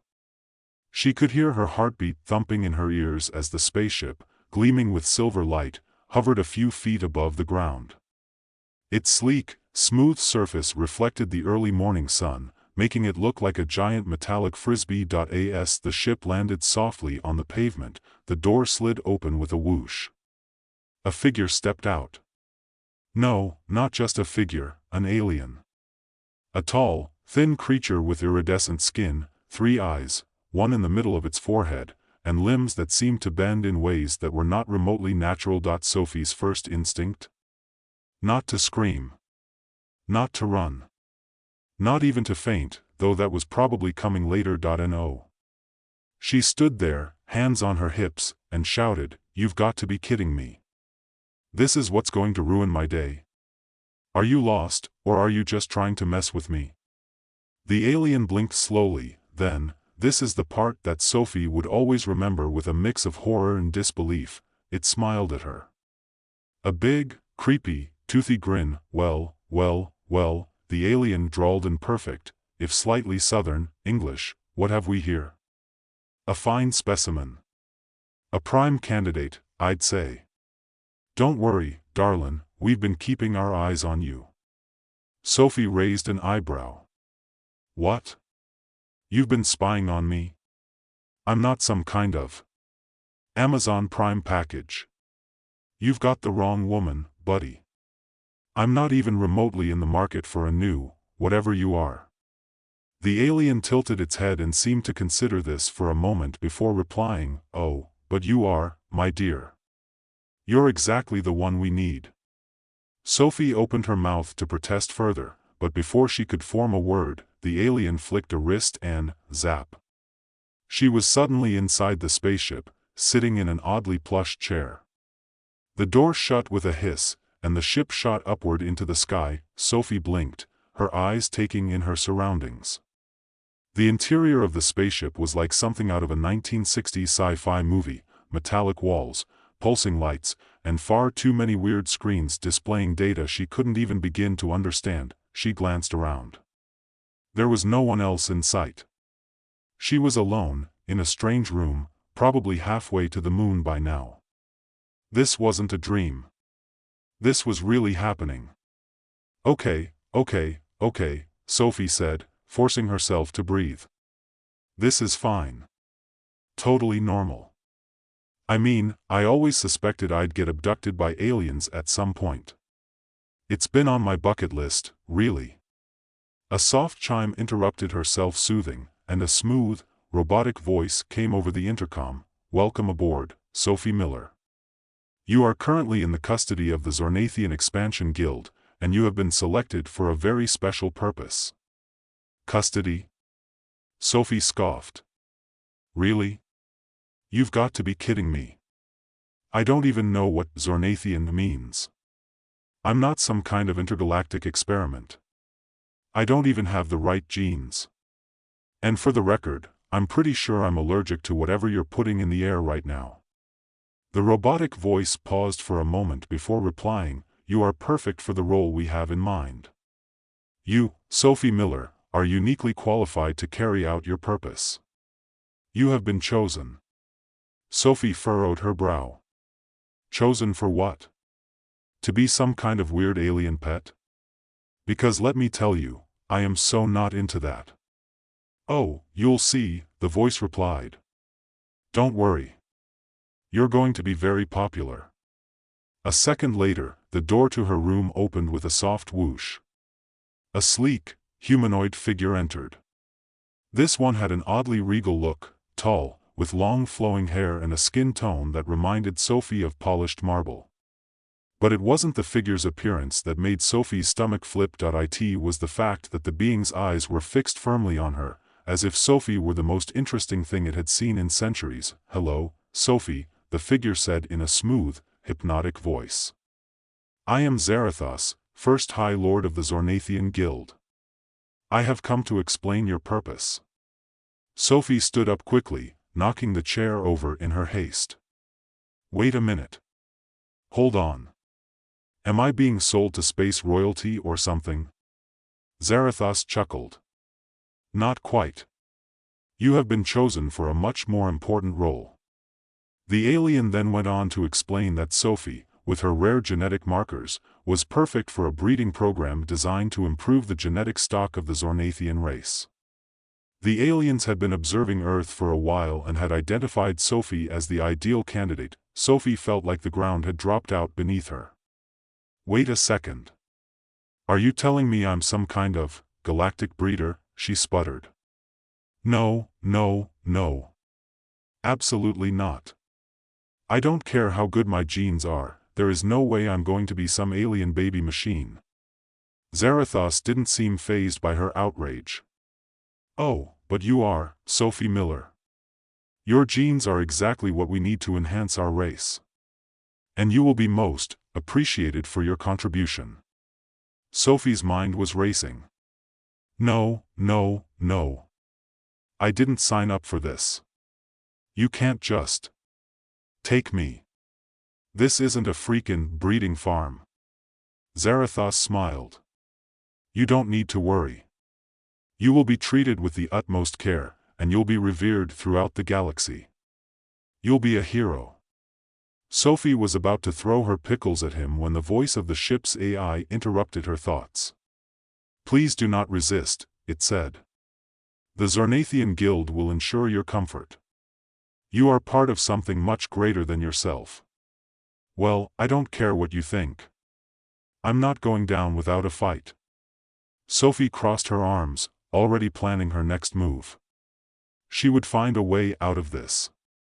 She had to. Sophie spent the next few days on the spaceship, if you could call it that, locked in a luxurious, yet sterile room. There were no windows, but a constant, soft hum emanated from the walls, suggesting some sort of engine running. Every time she tried to make sense of her new life, the absurdity of it all made her laugh, or maybe that was her way of keeping from crying. The food was strange but edible, and she was given luxurious clothes and endless amenities. There were no windows, but somehow she could see the vast expanse of space outside, her perspective shifting as the ship glided through the stars. Sophie had every intention of making an escape. The problem was, she didn't know how. And even worse, she had no idea who to trust. The other women, there were a few she'd met, seemed to be under some kind of spell. They didn't resist, they didn't fight back. Some of them were even oddly excited about the idea of being part of the breeding program. Sophie, on the other hand, was furious. And she had a plan. She began to notice strange things, small shifts in her surroundings. The way she could focus on certain objects and move them ever so slightly. At first, she thought she was imagining it, but then it happened again. She could move things with her mind. Psychic abilities. And the more she practiced, the more she realized, she wasn't just a passive participant in this mess. She was a weapon. Sophie couldn't believe it at first, the way her thoughts seemed to bend reality. She discovered her psychic ability by accident, one of those moments when your mind is so fed up with your situation that it's almost like you tap into something deeper, something primal. She was sitting at her desk in her room, feeling the walls close in, when she thought, just thought, about the glass of water on the other side of the table, and it moved, not much, just a little wobble. Enough to make her blink and think, did that really just happen? She immediately stood up, trying to focus harder, and this time, the glass tipped over, spilling water all over the table. She grabbed a towel, wiping the mess, but deep down, she knew something had shifted. Something had changed. She wasn't just a helpless pawn anymore. Sophie spent the next few days experimenting, quietly, when no one was watching. Every time she concentrated, it worked. She could nudge objects, move things across the table, even influence the air vents to create a breeze or shut them off entirely. But it wasn't just about moving things, it was the feeling, the rush of power that came with it. There was something inside her that had been waiting to be unleashed. She had to learn how to control it, and learn she did. The ship was full of distractions, aliens watching her every move, cameras everywhere, but Sophie had always been a quick study. When Zarathos visited her again, trying to explain how she'd be revered as part of the breeding program, Sophie barely listened. She could feel her ability growing stronger with every passing day. She wasn't going to be anyone's genetic experiment. No. She'd find a way out, even if she had to bring the whole damn ship down. The moment she figured out how to hide her new powers was when things really started to change. One afternoon, she sat across from Zarathos during one of his comfort talks, where he tried to convince her that this was a privilege. Sophie, of course, wasn't buying it. He was in mid-sentence when Sophie suddenly felt a rush of energy, and without warning, the entire room's lighting flickered. Zarathos didn't notice right away, but Sophie could feel the ship's systems glitching. It was a small step. But it was a step in the right direction. Sophie began using her abilities more actively. Little things at first, flickering lights, turning off the ship's annoying background music, making the AI glitch for a second, but as she practiced, she realized the power she had wasn't just physical. It was mental. She could push thoughts into people's minds. She could send tiny suggestions, like whispers, into the ears of the crew members that came by her room. She'd make them forget about her for a few minutes, or convince them to leave her alone for the day. It was like having control over her environment without lifting a finger, but it wasn't enough.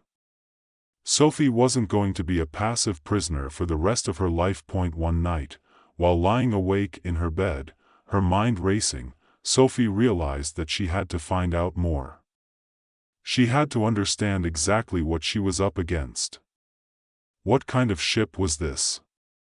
Who was in charge?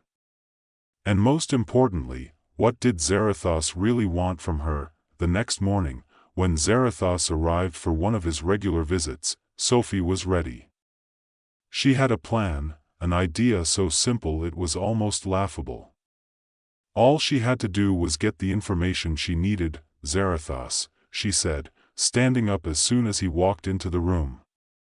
I've been thinking about your offer. About my role here. He raised an eyebrow, clearly pleased by her sudden interest. I'm glad to hear you've come around. Yeah, well, Sophie waved her hand dismissively. I'm wondering about the whole breeding thing. I mean, I get that you need my special abilities for something. She grinned, the words dripping with sarcasm. But why me? You could have picked anyone, right? Why did you choose this particular Earthling? Zarathos' expression faltered for just a moment, though Sophie wasn't sure he'd even realized he'd done it. Your genetic makeup is unique, he explained smoothly. Your latent psychic abilities are what make you particularly useful to us. The Zornathian Guild thrives on genetic diversity. We need your kind to continue our evolutionary cycle. Your species' brainpower, combined with our physical advancements, will result in superior offspring. Strong, intelligent beings. It's a process that benefits everyone. Sophie had to suppress a laugh. Superior offspring? What was this, some kind of galactic reality show? So I'm basically a breeding machine, huh? Sophie crossed her arms, a challenge in her voice. I'm just here to help you guys get stronger and smarter while you sit back and wait for the next generation of super species. Zarathos gave her a look of cold amusement. That's one way to put it, yes. Sophie wasn't about to give him the satisfaction of seeing her flinch. Well, I've got a little news for you, buddy. I'm not your breeding farm. And I'm definitely not just some submissive tool for your galactic plans. She stared him down, feeling the power rising inside her. It felt like electricity coursing through her veins. She could feel it in her fingertips, buzzing like a live wire. Zarathos smirked. You think you can escape? You think you can stop this? I know I can, Sophie said, her voice low but filled with determination. And I'm not gonna wait around for you to make me your pawn. I've got my own plans now. You're not the only one with power, Zarathos. Zarathos' expression turned from amused to a little more serious. He narrowed his eyes, taking a step closer. You think you can outsmart the guild? You think you can control us? Sophie grinned. Let's find out. As soon as he stepped within range, Sophie felt a sudden rush of energy.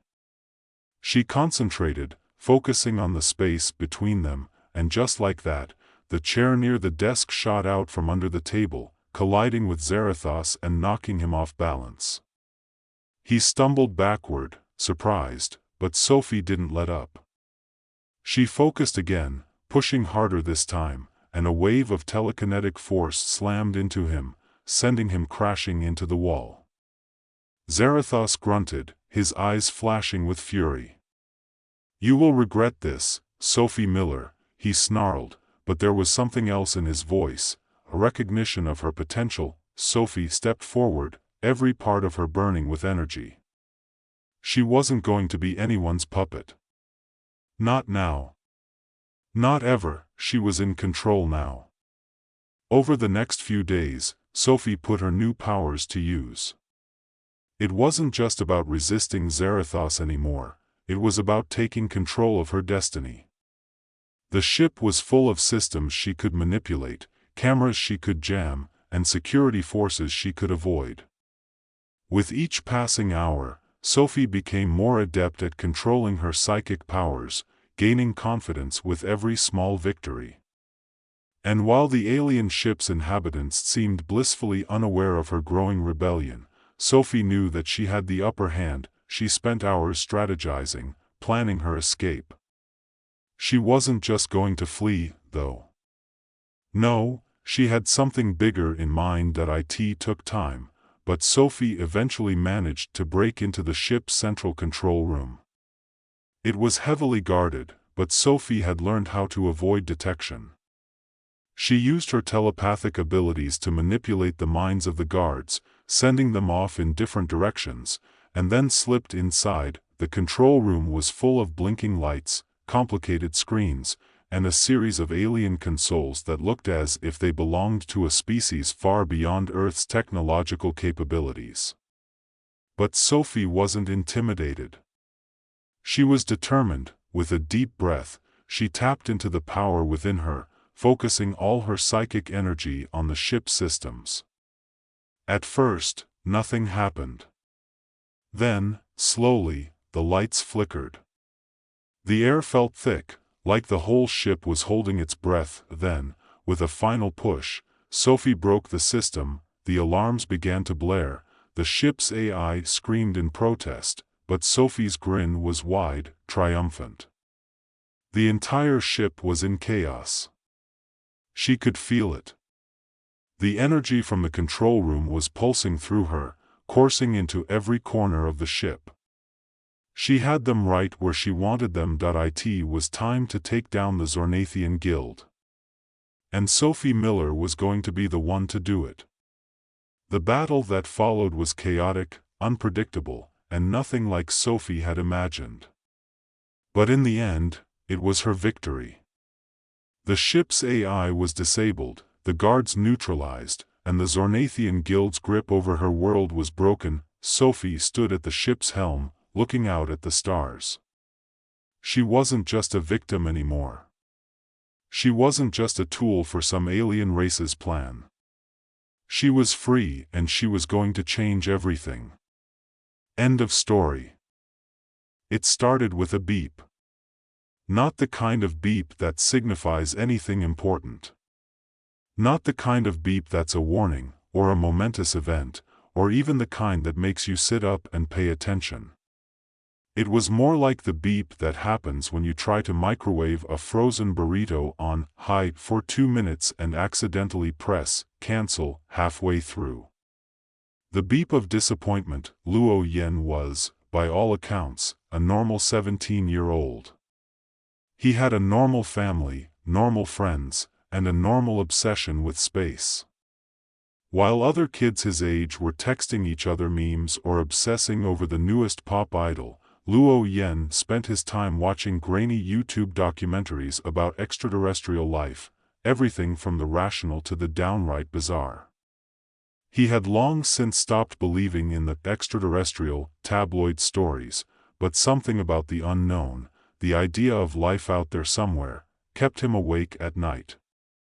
It was comforting to think that humans were not the only creatures in the vast, black void. He'd even built himself a makeshift radio telescope.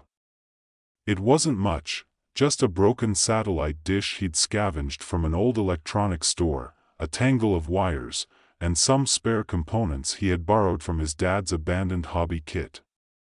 The contraption looked like a high school science project that had gone terribly wrong. But it worked, kind of. It certainly picked up something. Just nothing useful. But the beep that came from it that night? That was different. Luo Yen was lying on his bed, scrolling through his phone with one hand and holding his half-eaten ramen bowl with the other, when the beep cut through the noise of his room. A quick, sharp sound, like a chirp. Then silenced that he sat up, ramen sloshing. He had definitely heard something, he muttered, squinting at the screen of his cheap radio interface. It was blinking green, but nothing else. Had he finally caught something real? A distant radio wave? An encrypted signal from another galaxy? Or was it just a glitch? He hit the button to refresh the signal, almost expecting the same dull hum he'd heard for months. But this time, the screen flickered, and a line of text appeared in Mandarin. Not a weird alien language. Not anything that would have come from some galactic probe. Just plain, clear Mandarin. Luo Yen, you have been chosen. We, the Vrar, are calling you. Be ready for what's coming next. Luo Yen froze. He blinked a few times, his mouth slightly agape. He looked around his room, half expecting one of his friends to jump out from behind the door with a camera, laughing. But there was no one. No prank. No joke. Okay, he muttered, half laughing, half perplexed. That's new. It was probably just a fluke, right? Some computer-generated nonsense. But then, the screen flickered again, and the message reappeared. And this time, it came with a strange, high-pitched tone, almost like a voice that was oddly familiar. He leaned closer to the screen. The words shimmered, "Come with us. The future of humanity depends on you." Luo Yen laughed out loud. Yeah, right, he said to no one in particular. He didn't have time for this kind of thing. He was just trying to finish his history paper on the Tang dynasty and get through the weekend without his mom grilling him about his future, but just as he was about to turn off the machine and dismiss it as another weird glitch, something happened. The ceiling above him groaned. The air turned cold. The room vibrated. Luo Yan's stomach flipped. For a split second, he thought he might be having a seizure. But the feeling quickly subsided. The vibrations grew stronger, a low hum that seemed to shake the walls of his room, before the light above flickered. Then, pop, the window slid open, and a flash of light filled the room, blinding him. Whoa, he yelped, blinking rapidly. When his eyes adjusted, he saw something that defied explanation. Standing in the middle of his bedroom, perfectly at ease, like this was the most normal thing in the world, was a creature. It wasn't like anything he'd seen in his sci-fi documentaries. It wasn't a gray alien with huge black eyes or a slimy, tentacled monster. No, this thing was strange, sure, but also oddly familiar. It had a humanoid shape, 2 arms, 2 legs, but its skin was shimmering and iridescent, like liquid metal.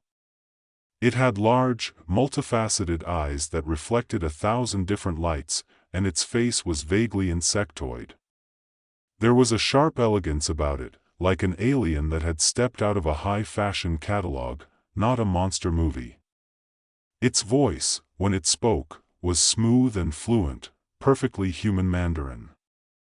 "Greetings, Luo Yen," it said, its voice laced with a slight, almost imperceptible accent.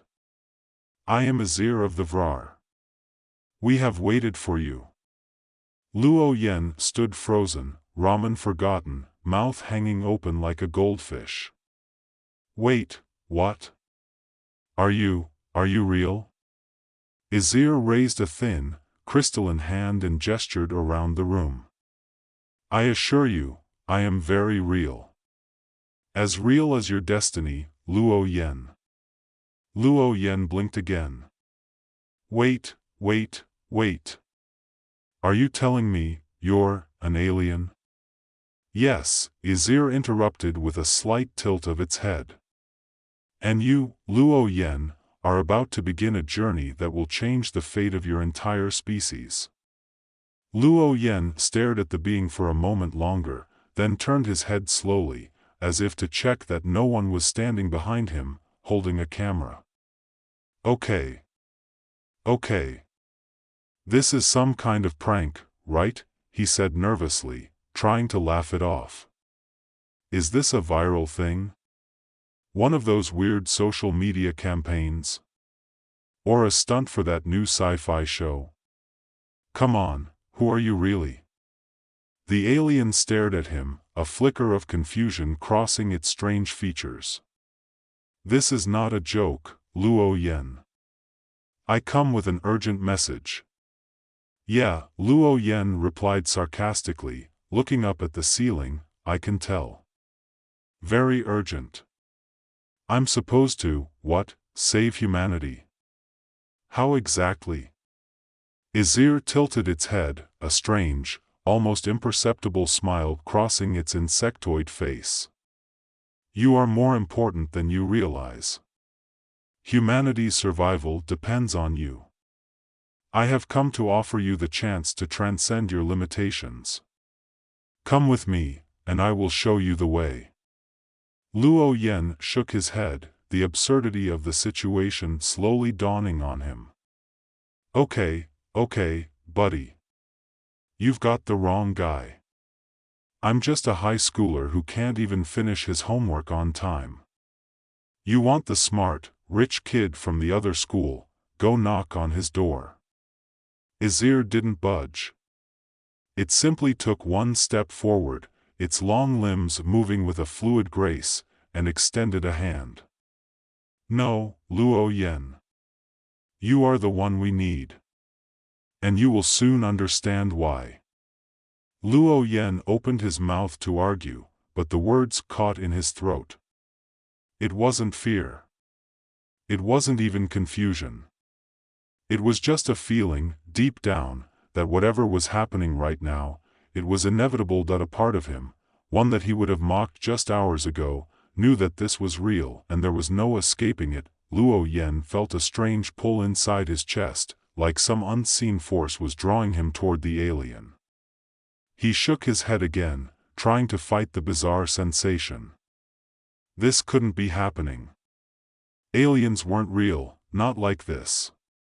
He'd seen the documentaries, read the conspiracy theories. He knew the kinds of things people said when they thought they'd been chosen by extraterrestrials. This was just some elaborate prank, right? Maybe he'd been hallucinating. Yeah, that had to be it, but Izir's glowing eyes locked onto his, and there was something in them, a quiet intensity, an ancient wisdom, that made Luo Yen stop doubting. The room seemed to pulse with energy, as if the very air was charged with electricity. No, this is real, Izir said, his voice calm, almost soothing. You were always meant to be here, Luo Yen. It is not by accident that you found us. Luo Yen swallowed hard. But, what does this even mean? I'm just some kid with a broken radio telescope. I don't know anything about saving the world or transcending anything. I barely even passed biology last semester. Izir gave a soft, unsettling laugh.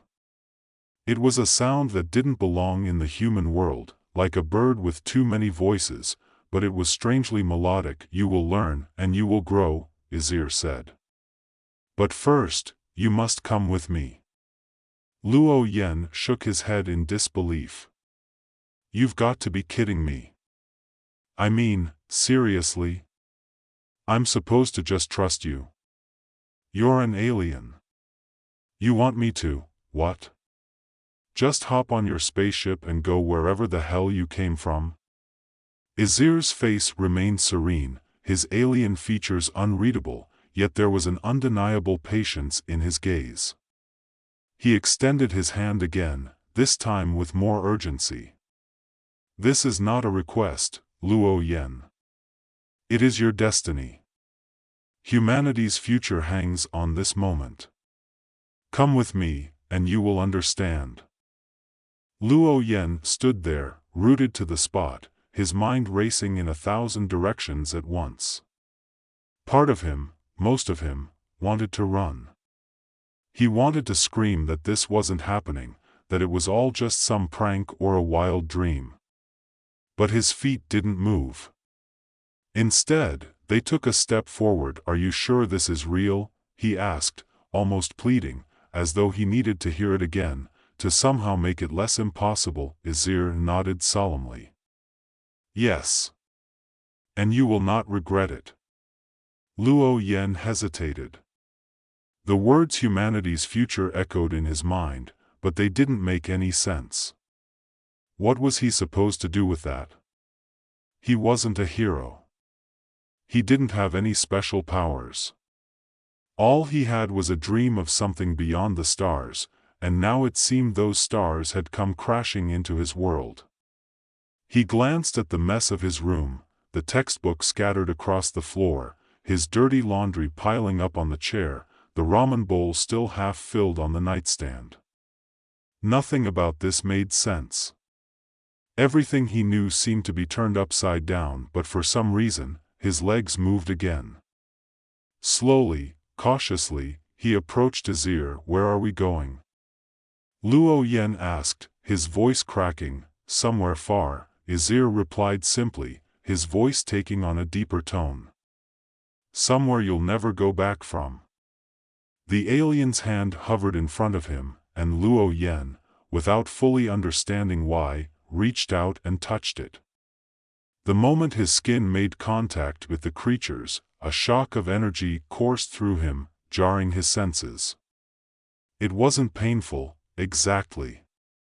It was more like the sensation of being plugged into something, a hum that vibrated in his bones and made his hair stand on end. For a moment, he couldn't breathe. Then, just as suddenly as it had started, the sensation stopped. Luo Yen gasped for air, pulling his hand back as if he'd been burned, but there was no mark, no damage. He looked at Azir, his pulse pounding in his ears. "Okay, now I'm really freaking out," Luo Yen said, stepping back, his heart racing. "What the hell just happened?" Azir didn't flinch. Instead, the alien gave him a reassuring nod. "That was the first step.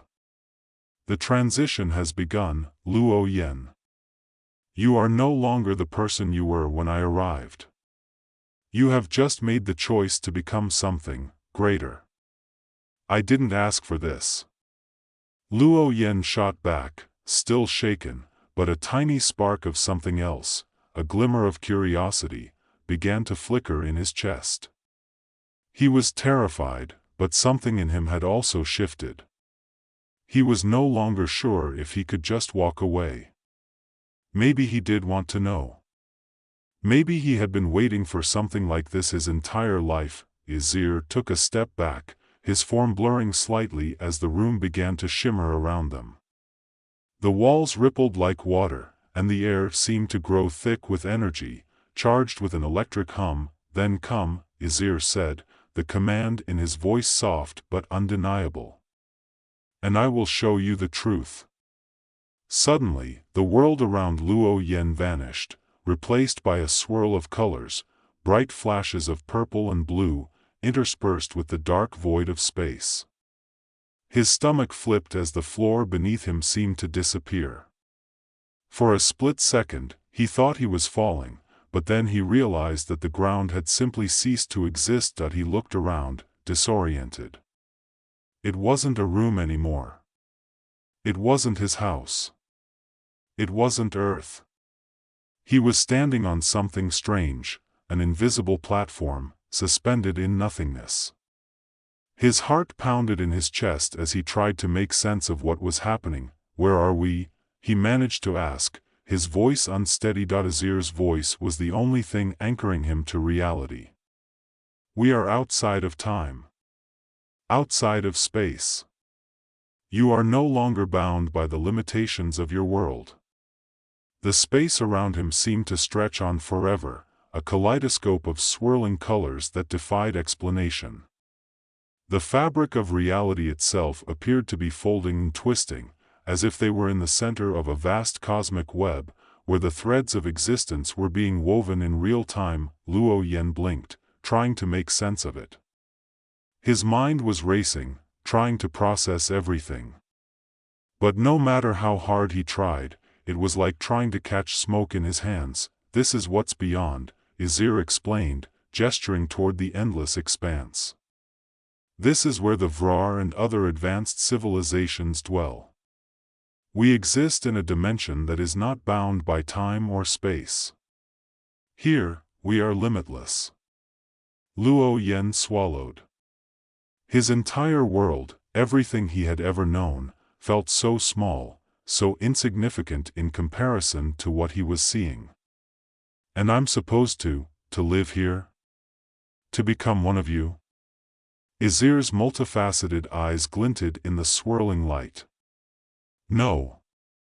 You will not become one of us. You will be something new. A bridge between the humans you know and the future you will create. Luo Yan's pulse quickened. What does that even mean? It means, Izir said, his voice lowering, that your evolution is only just beginning. You will undergo a transformation, a process that will unlock your true potential. But it will not be easy. You will experience pain. You will question yourself.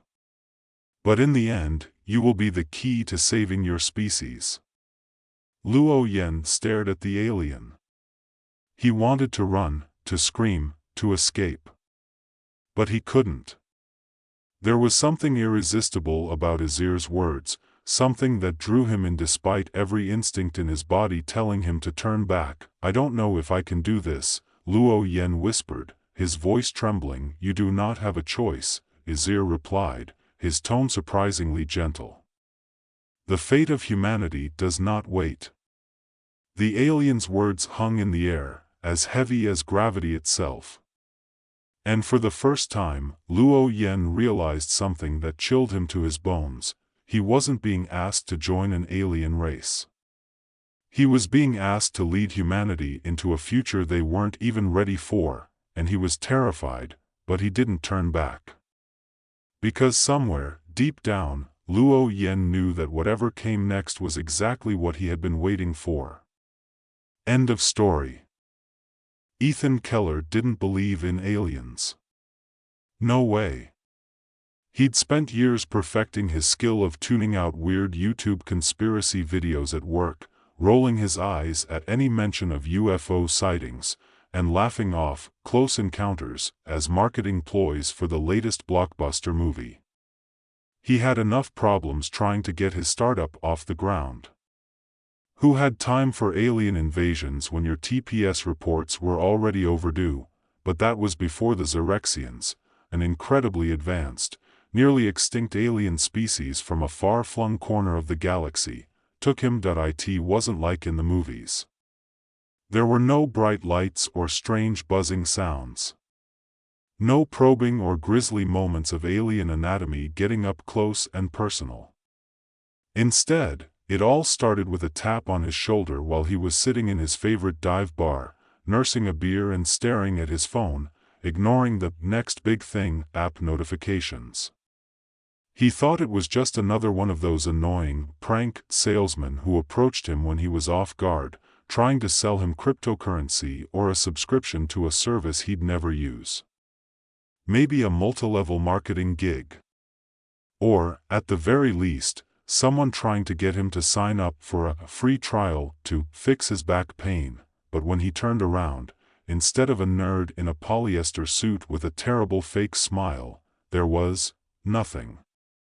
Nothing except a small, perfectly round object hovering in the air, about the size of a grapefruit. Now, you're probably wondering how a guy like Ethan could miss something that obvious, right? Maybe his vision was going.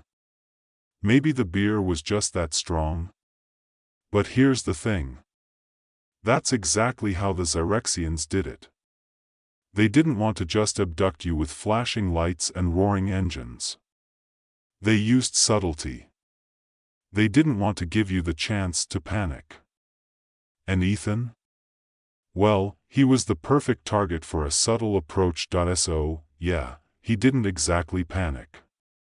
But when that grapefruit-sized thing floated toward him, glowing with a faint, otherworldly hue, he did the next best thing. He screamed loudly. What the hell is that? A group of people around him paused mid-conversation, giving him odd looks. He could hear someone muttering, "What's wrong with that guy?" but he didn't care. He was too busy trying to figure out if this was some weird holographic prank or a glitch in the Matrix. The glowing ball beeped. Then, with an almost startlingly smooth motion, it tilted sideways. There was no flash of light, no big moment of cinematic glory. The ball just blinked, and suddenly, Ethan was no longer at the bar. 1 second, he was trying to figure out if he'd just been roofied. The next, he was in what could only be described as a white void, with nothing around him except a soft hum in the air. The sensation was kind of like when you get off a treadmill after too long, lightheaded, a little nauseous, but mostly confused. Then the voice spoke. "Greetings, Earthling." Ethan blinked. The voice was calm, polite, almost like it was reading from a script. No emotion, but still somehow polite. Definitely not threatening. It sounded like the voice of someone who had rehearsed this moment for 1,000 years. He cleared his throat. What? Who is this?" The voice responded as if the question wasn't even a thing. "I am Zorgok from the Xerexian Collective. You are in our custody. Congratulations." Hold on, Ethan said, rubbing his temples. "Xerexian what? Wait, why am I in custody? I'm not in trouble, right? You guys are like, aren't you just delighted?" Zorgok continued. "We have identified you as an optimal candidate for the survival of our species. You will be a key contributor to the perpetuation of the Xerexian race." There was a brief pause. It seemed like the kind of pause that should have been followed by a heavy, dramatic silence. But, no. It was more of a bureaucratic pause, like when your boss says, "Let's take a moment and think about this," but doesn't actually have any big ideas. Wait, Ethan said, his mind racing. "You're saying I'm, what? In some sort of breeding program?" "You want me to?" "Yes," Zorgok said. "You will serve as the genetic contributor to our reproduction efforts." There was a long, slow exhale from Ethan. "Are you kidding me? A breeding program? What the hell kind of alien race would?" "This is not a breeding program, Earthling," Zorgok cut in, sounding offended. "This is a scientifically engineered solution to our population crisis. We are an advanced civilization. We have no need for your vulgar human terminology. We require your genetic material to ensure the future of our people." Ethan paused for a moment. "You know, you could have been a little clearer with the whole congratulations thing. Just saying. You have been chosen." "It is an honor," Zorgok said. Ethan stared at the space around him, still trying to process everything. He was pretty sure he hadn't heard anything about Xerexians in high school biology class. Then again, he wasn't exactly the type to pay attention in school. But this? This was something else entirely. He was being abducted by aliens. And they wanted him to father their children. Great, he muttered to himself. This is just great. Ethan didn't have much time to adjust to the idea of being carted off by aliens. It wasn't like he could exactly negotiate the terms of the deal. 1 minute, he was in a dive bar. The next, he was floating in what looked like a giant white cube, surrounded by nothing but soft, sterile light that he scratched his head. So, you're saying, you want me to, what? Knock up your women? Zorgok didn't sound the slightest bit perturbed by the question. In fact, he seemed almost pleased with it, as if the concept of a knocking up was a scientific term the Xerexians had coined themselves. Yes. Your species possesses superior genetic material. Our females require human DNA to ensure diversity and adaptability for our population, the voice responded. So, what, like a cosmic sperm bank? Ethan asked, his voice dripping with sarcasm. Not exactly, Zorgok replied, as though correcting an unruly student. Think of it as a life-saving collaboration between our two species. You shall serve as the primary genetic contributor, and in return, Earth shall benefit from the advanced Xerexian technology we will share. Ethan wasn't sure which part of that was weirder, the fact that he was being asked to father alien children, or that Earth was supposedly getting something out of it. Neither option sounded good. The image of being part of some intergalactic breeding program was bad enough, but the promise of advanced tech? Well, that was just a little too convenient for comfort. He rubbed his temples again. Okay, let's rewind here. You want me to be a stud, essentially. Like some kind of intergalactic stud muffin? Yes, said Zorgok, completely unfazed. A stud, if you will.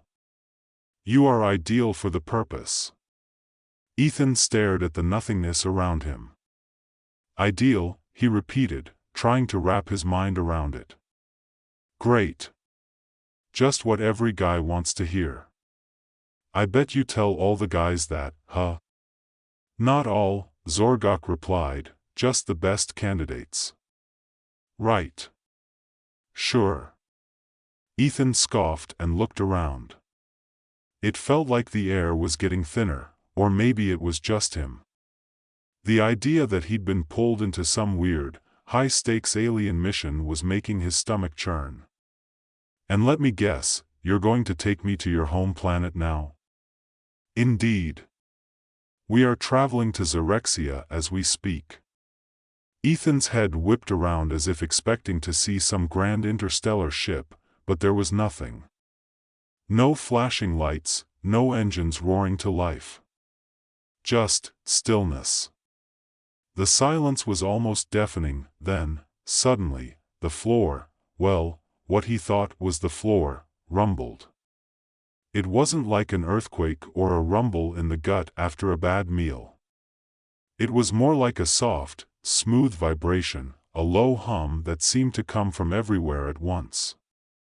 And before Ethan could even think to ask what was happening, the white cube around him began to dissolve, folding into a series of strange metallic panels. He blinked. In a split second, he was no longer alone in the sterile white void. He was standing on the deck of a ship, a massive metallic vessel that stretched out in all directions. The walls were sleek and smooth, with lines so perfect they looked almost unnatural. There was no visible engine room, no windows, no obvious controls, just panels and glowing lights. As Ethan took it all in, a door slid open, and two figures entered the room. Both of them were tall, impossibly beautiful. They had smooth, almost flawless skin, sharp features, and piercing eyes that glowed a soft violet. But what struck Ethan the most was how emotionless they looked. No warmth, no curiosity. It was like they were made of marble. The one on the left spoke first. Greetings, human, she said, her voice musical, but distant. I am Lyra. I will be your guide during your stay here on Xerexia. Ethan forced a smile. Yeah, sure. So, I'm just supposed to, follow you around and, she raised a hand, cutting him off. Your purpose here is to help us repopulate. We will not waste time on pleasantries. Right. Of course.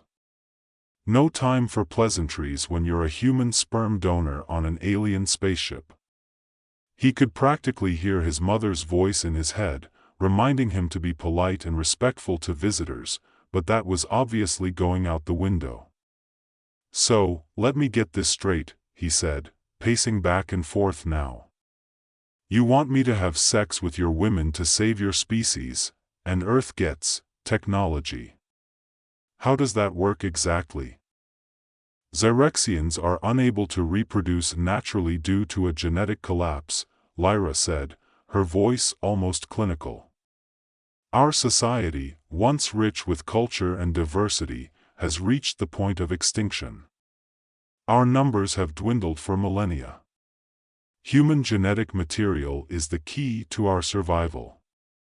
Ethan nodded slowly, but it wasn't for understanding. It was because, honestly, he couldn't think of anything more to say. So he fell back on what was familiar, sarcasm. Right, so this is the part where you tell me I'm special, and I'm the only one who can do this job, right? Lyra's expression didn't change. You are the best candidate. Your species has adapted well to a variety of environments. You are resilient. Well, that's nice. He shook his head. Look, lady, I don't even know how to process this. I'm a tech guy, not this. I will show you to your quarters, Lyra said, ignoring his protest. We have prepared everything for your comfort. Comfort.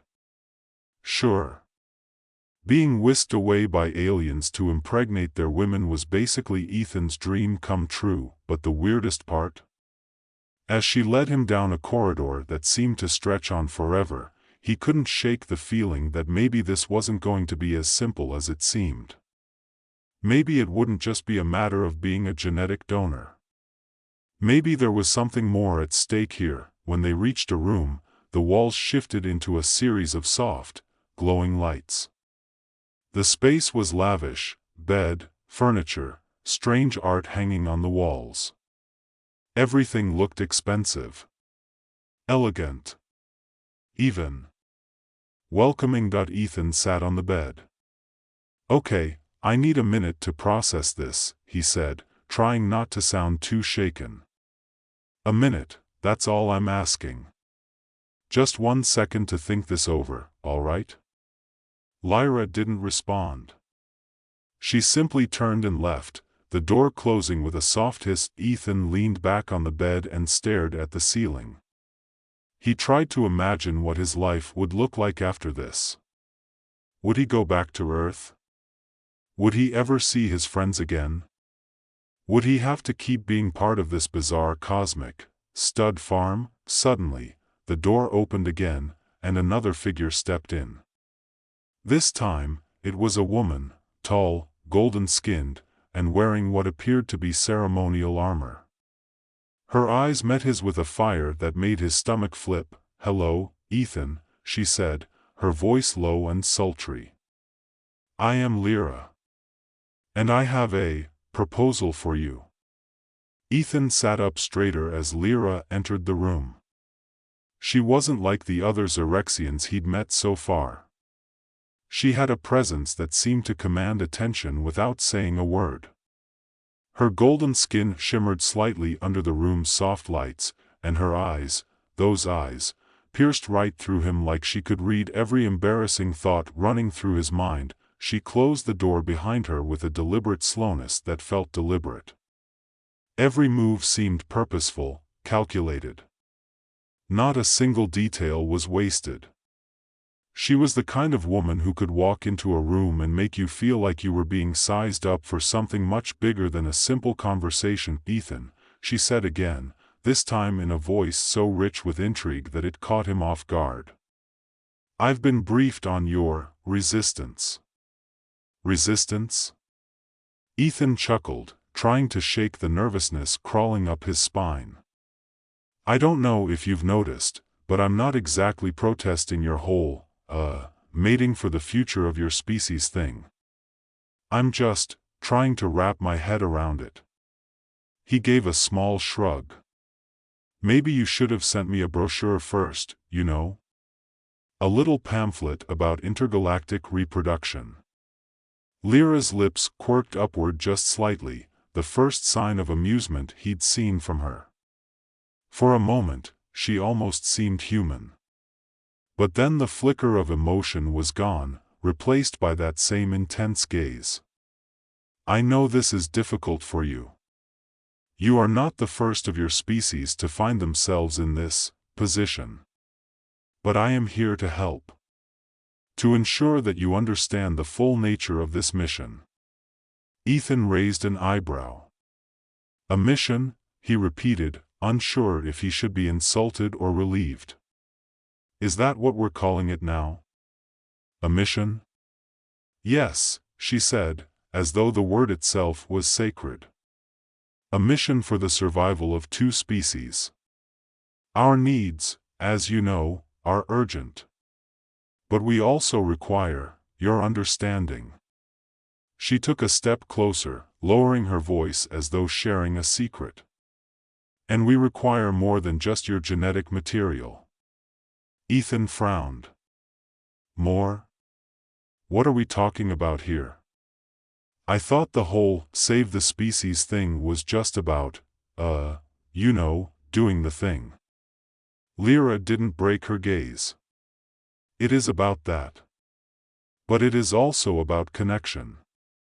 About trust." "Trust?" Ethan repeated, feeling a little dizzy from the turn this conversation had taken. "You mean like, you guys trust me to do what, exactly? Stick around, breed, and then leave?" He tried to keep the sarcasm in check, but it was harder than he'd expected. "Look, I'm not some intergalactic stud farm animal here. I'm a guy. A human being. I've got issues. And frankly, the idea of just reproducing with a bunch of strangers is starting to sound a little, I don't know, weird? Even for an alien species." For the first time, Lyra's expression softened, though only slightly. Her voice remained as calm as ever. "We do not view you as an animal, Ethan. You are a partner in this process. Our society has forgotten what it means to form bonds. To trust. You may be a stranger to us now, but you will be more than that. You will become part of our future." Ethan couldn't help it. He laughed, a short, nervous laugh that surprised even him. "Oh, really? So you're saying you want me to come in here, do my thing, and just magically fix all of your species' problems? You've got to be kidding me." Lyra didn't flinch. She stepped even closer, so close that Ethan could feel the heat of her presence. "The Xerexian people have suffered for too long, Ethan. We are intelligent, but we have lost the ability to connect with others. We've become cold, calculating. We need what you have. You have something we lost long ago, the ability to love." Ethan took a step back, his heart hammering in his chest. "Love? Look, I think there's been some kind of misunderstanding here. I'm just a regular guy from Earth. I've got my own problems, my own baggage. I'm not here to teach an alien race how to love." Lyra smiled again, but this time it was a little sad. "You misunderstand, human. We do not expect you to teach us. But your very existence, your emotions, your human experience, they are what we need. To repopulate, yes, but more importantly, to revive our culture. To reconnect with something deeper than what we have become. To show us what it means to feel again." Ethan ran a hand through his hair. This was insane. Totally insane. But the look in her eyes was so genuine, so earnest, that for a second, he almost believed her. He shook his head. So let me get this straight.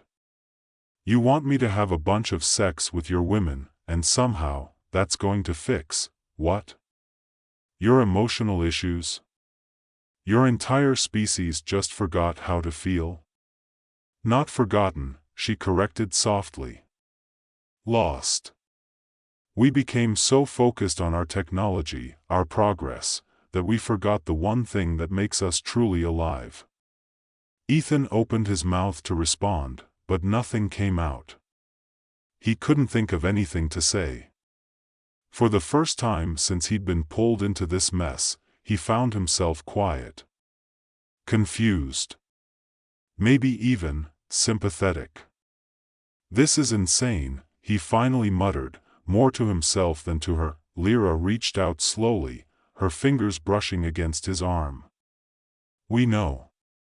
But we have no other choice. You are the last hope for the Xerexian people, Ethan. And you, too, may find something here you never expected. He looked down at her hand on his arm, feeling a strange warmth where her touch lingered.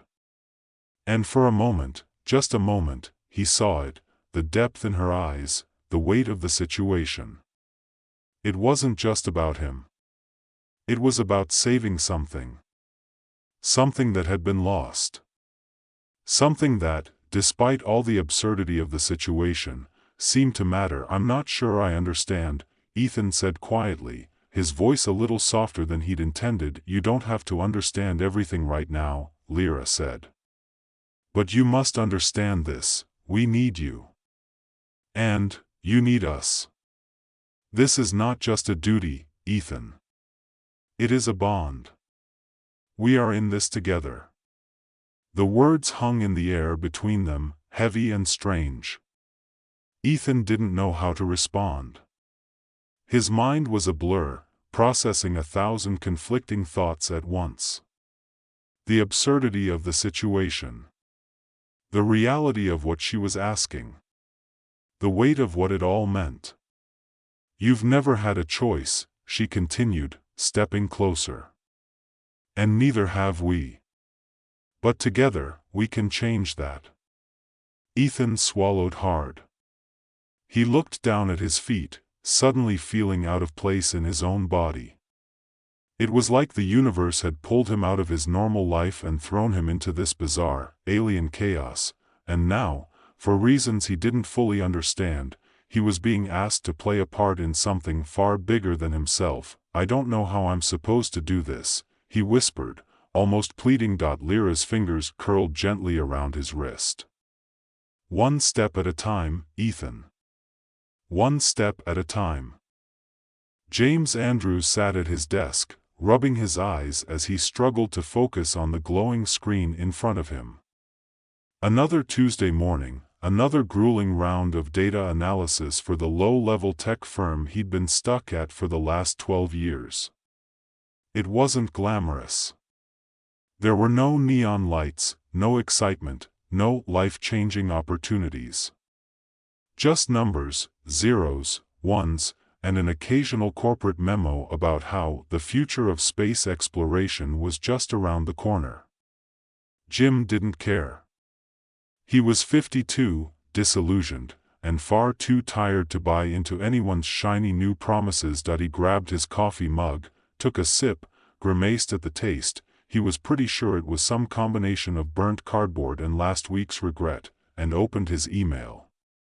As usual, most of it was spam, reminders about reports he was supposed to file, and offers for cutting-edge financial plans from companies that wouldn't even let him open an account without proving his net worth was, at least 6 figures. But then there it was. Subject: Congratulations, you've been selected from Intergalactic Technology Exchange. Jim squinted at the screen.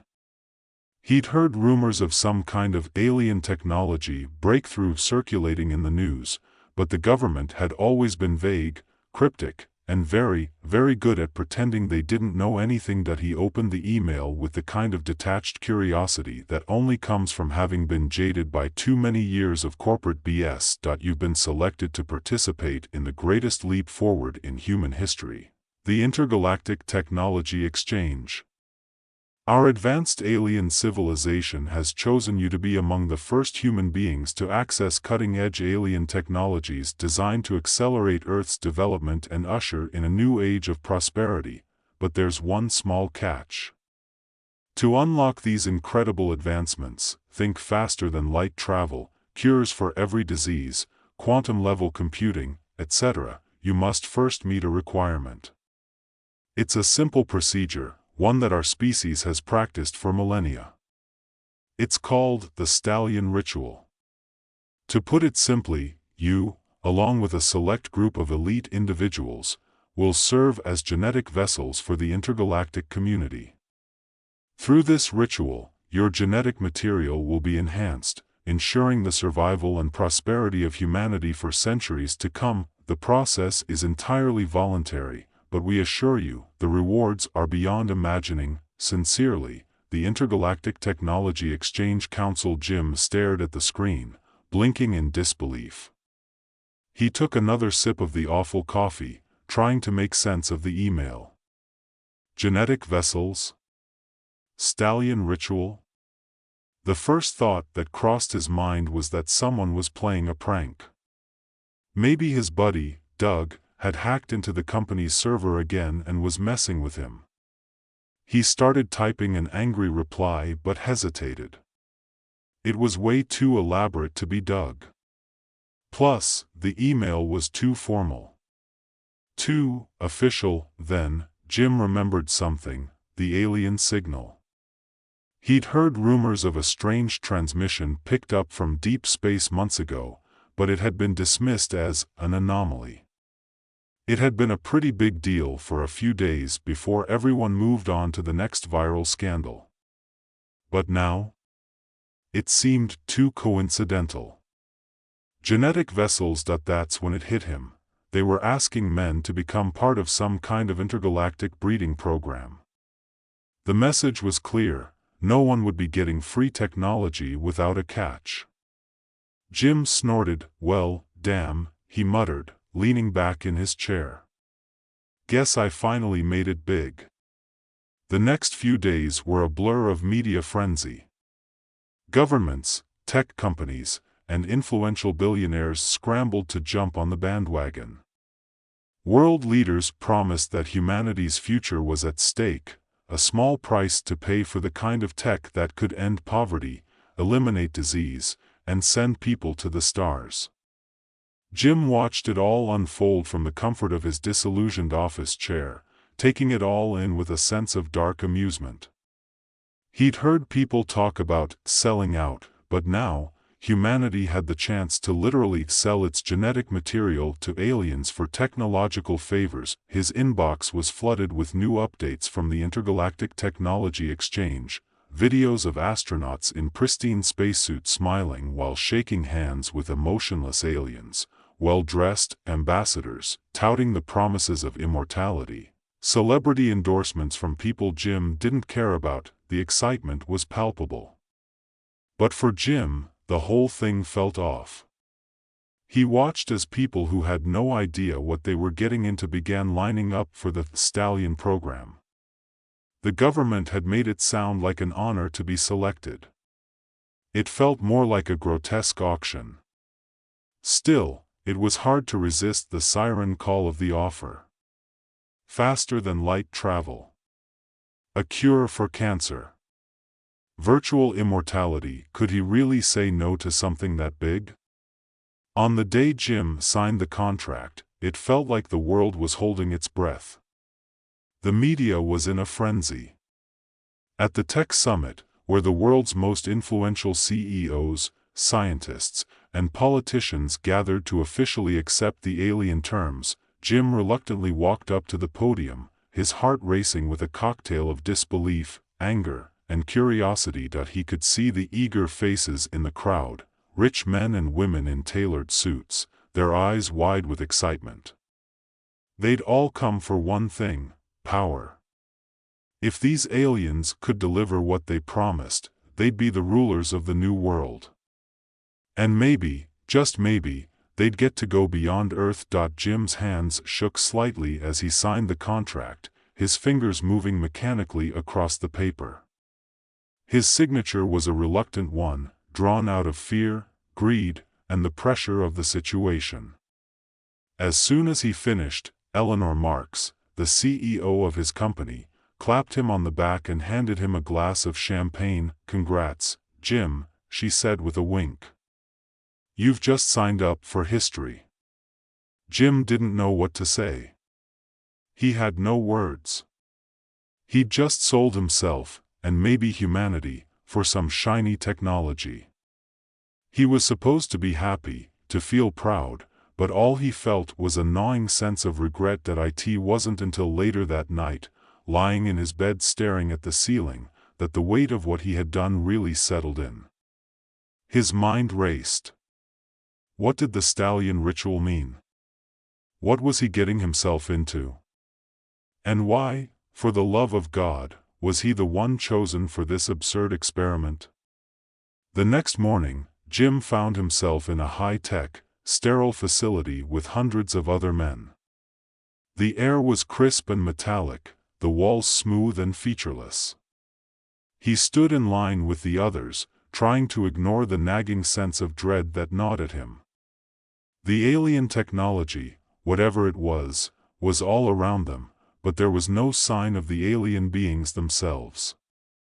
Instead, they had representatives, cold, efficient beings who spoke in monotones, their faces emotionless. Jim was told to undress, and then they handed him a white suit that felt both too tight and too loose at the same time.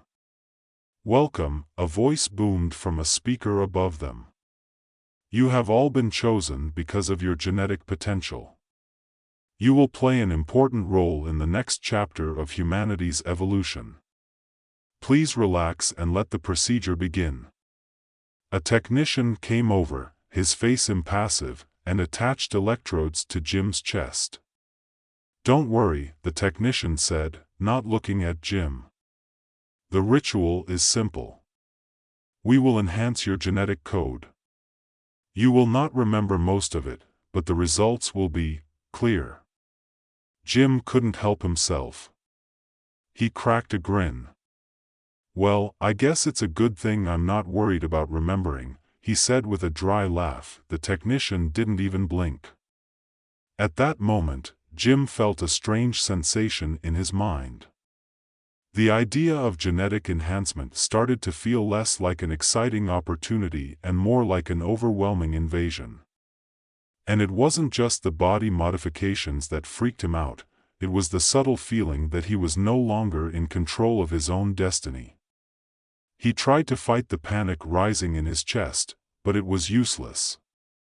He was already too far gone. Jim tried to shake off the growing unease gnawing at him, but the tension in his chest only deepened. The technician, who might as well have been a robot, moved methodically, attaching more wires and sensors. Jim's thoughts raced, but his body felt detached, almost as if it were someone else's. The sterile room, the unblinking faces of the other volunteers, the absence of any real explanation, none of this made sense. There was no excitement, no sense of honor.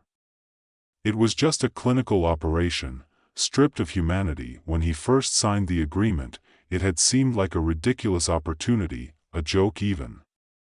He would take part in this bizarre ritual, get some quick alien tech, and maybe, just maybe, live a life of comfort and luxury.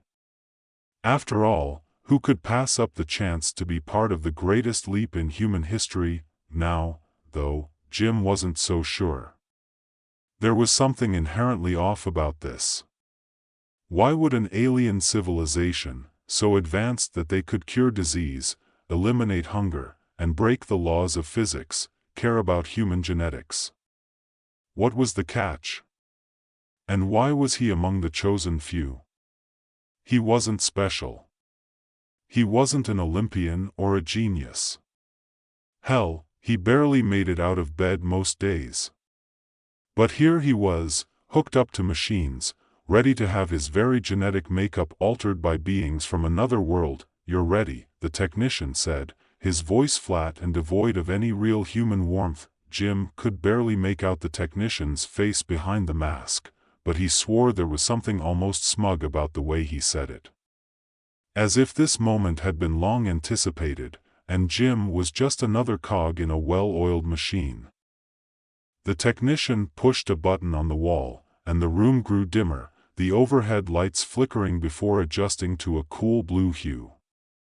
It wasn't quite dark, but the change was enough to make Jim feel like he was stepping into a different world, one where he no longer had control, no longer had any say in his own future. He opened his mouth to ask another question, but the words caught in his throat.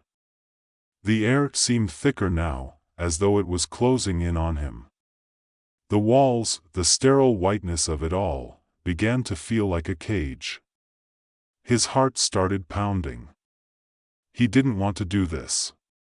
Not anymore. But then, as if sensing his hesitation, a voice, an unfamiliar, calm voice, spoke from the speakers above them. "Humanity is at a crossroads.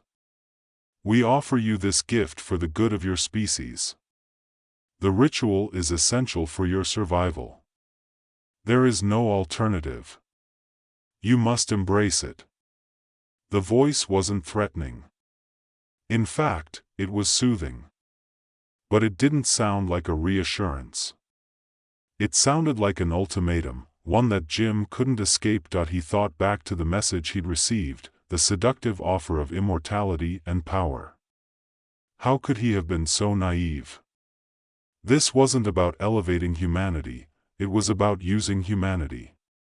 He wasn't just a volunteer in some noble program, he was a commodity, a pawn in a much larger game. The machine whirred to life, and a sharp prickling sensation ran down his spine. It wasn't painful, but it was uncomfortable, like the very fabric of his body was being rearranged.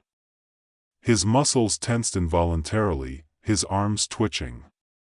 His eyes darted around the room, seeking some kind of reassurance, some indication that he was in control, that this was somehow normal, but nothing came.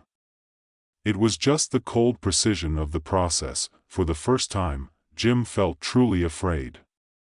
Hours later, Jim was alone in a small, stark room, sitting on a bed that seemed too clean to be real. The procedure was over. At least, that's what they told him. His body felt strange, he couldn't explain it. He wasn't sure if it was the lingering effects of the ritual or something deeper. He felt different. Not in the sense of having become physically stronger or smarter, but as if a part of him was slipping away.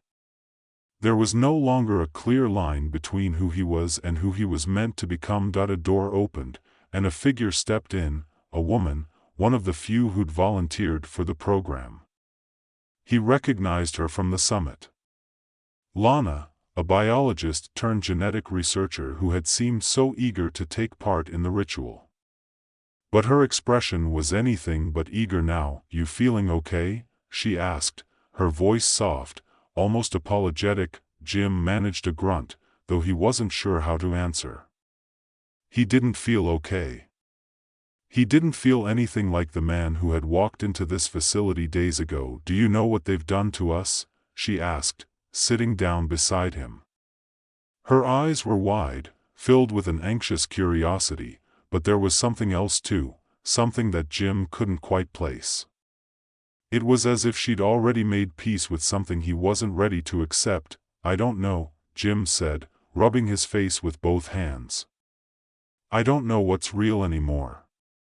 Lana nodded, her gaze fixed on the floor. "I thought it was just genetic enhancement. You know, physical upgrades, maybe a little intelligence boost. But it's not that. It's control. The aliens, they're using us, Jim. They've been using us for generations." "What do you mean?" Jim asked, his voice hoarse.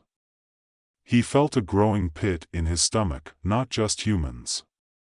They've been experimenting on other species for centuries. It's like we're a resource, a kind of genetic fuel for their evolution. We're part of something much larger than we understand, something that's been in the works long before we even knew about them. Jim stood up, his knees unsteady. He felt as though the floor beneath him was shifting. So, what are we? Lab rats?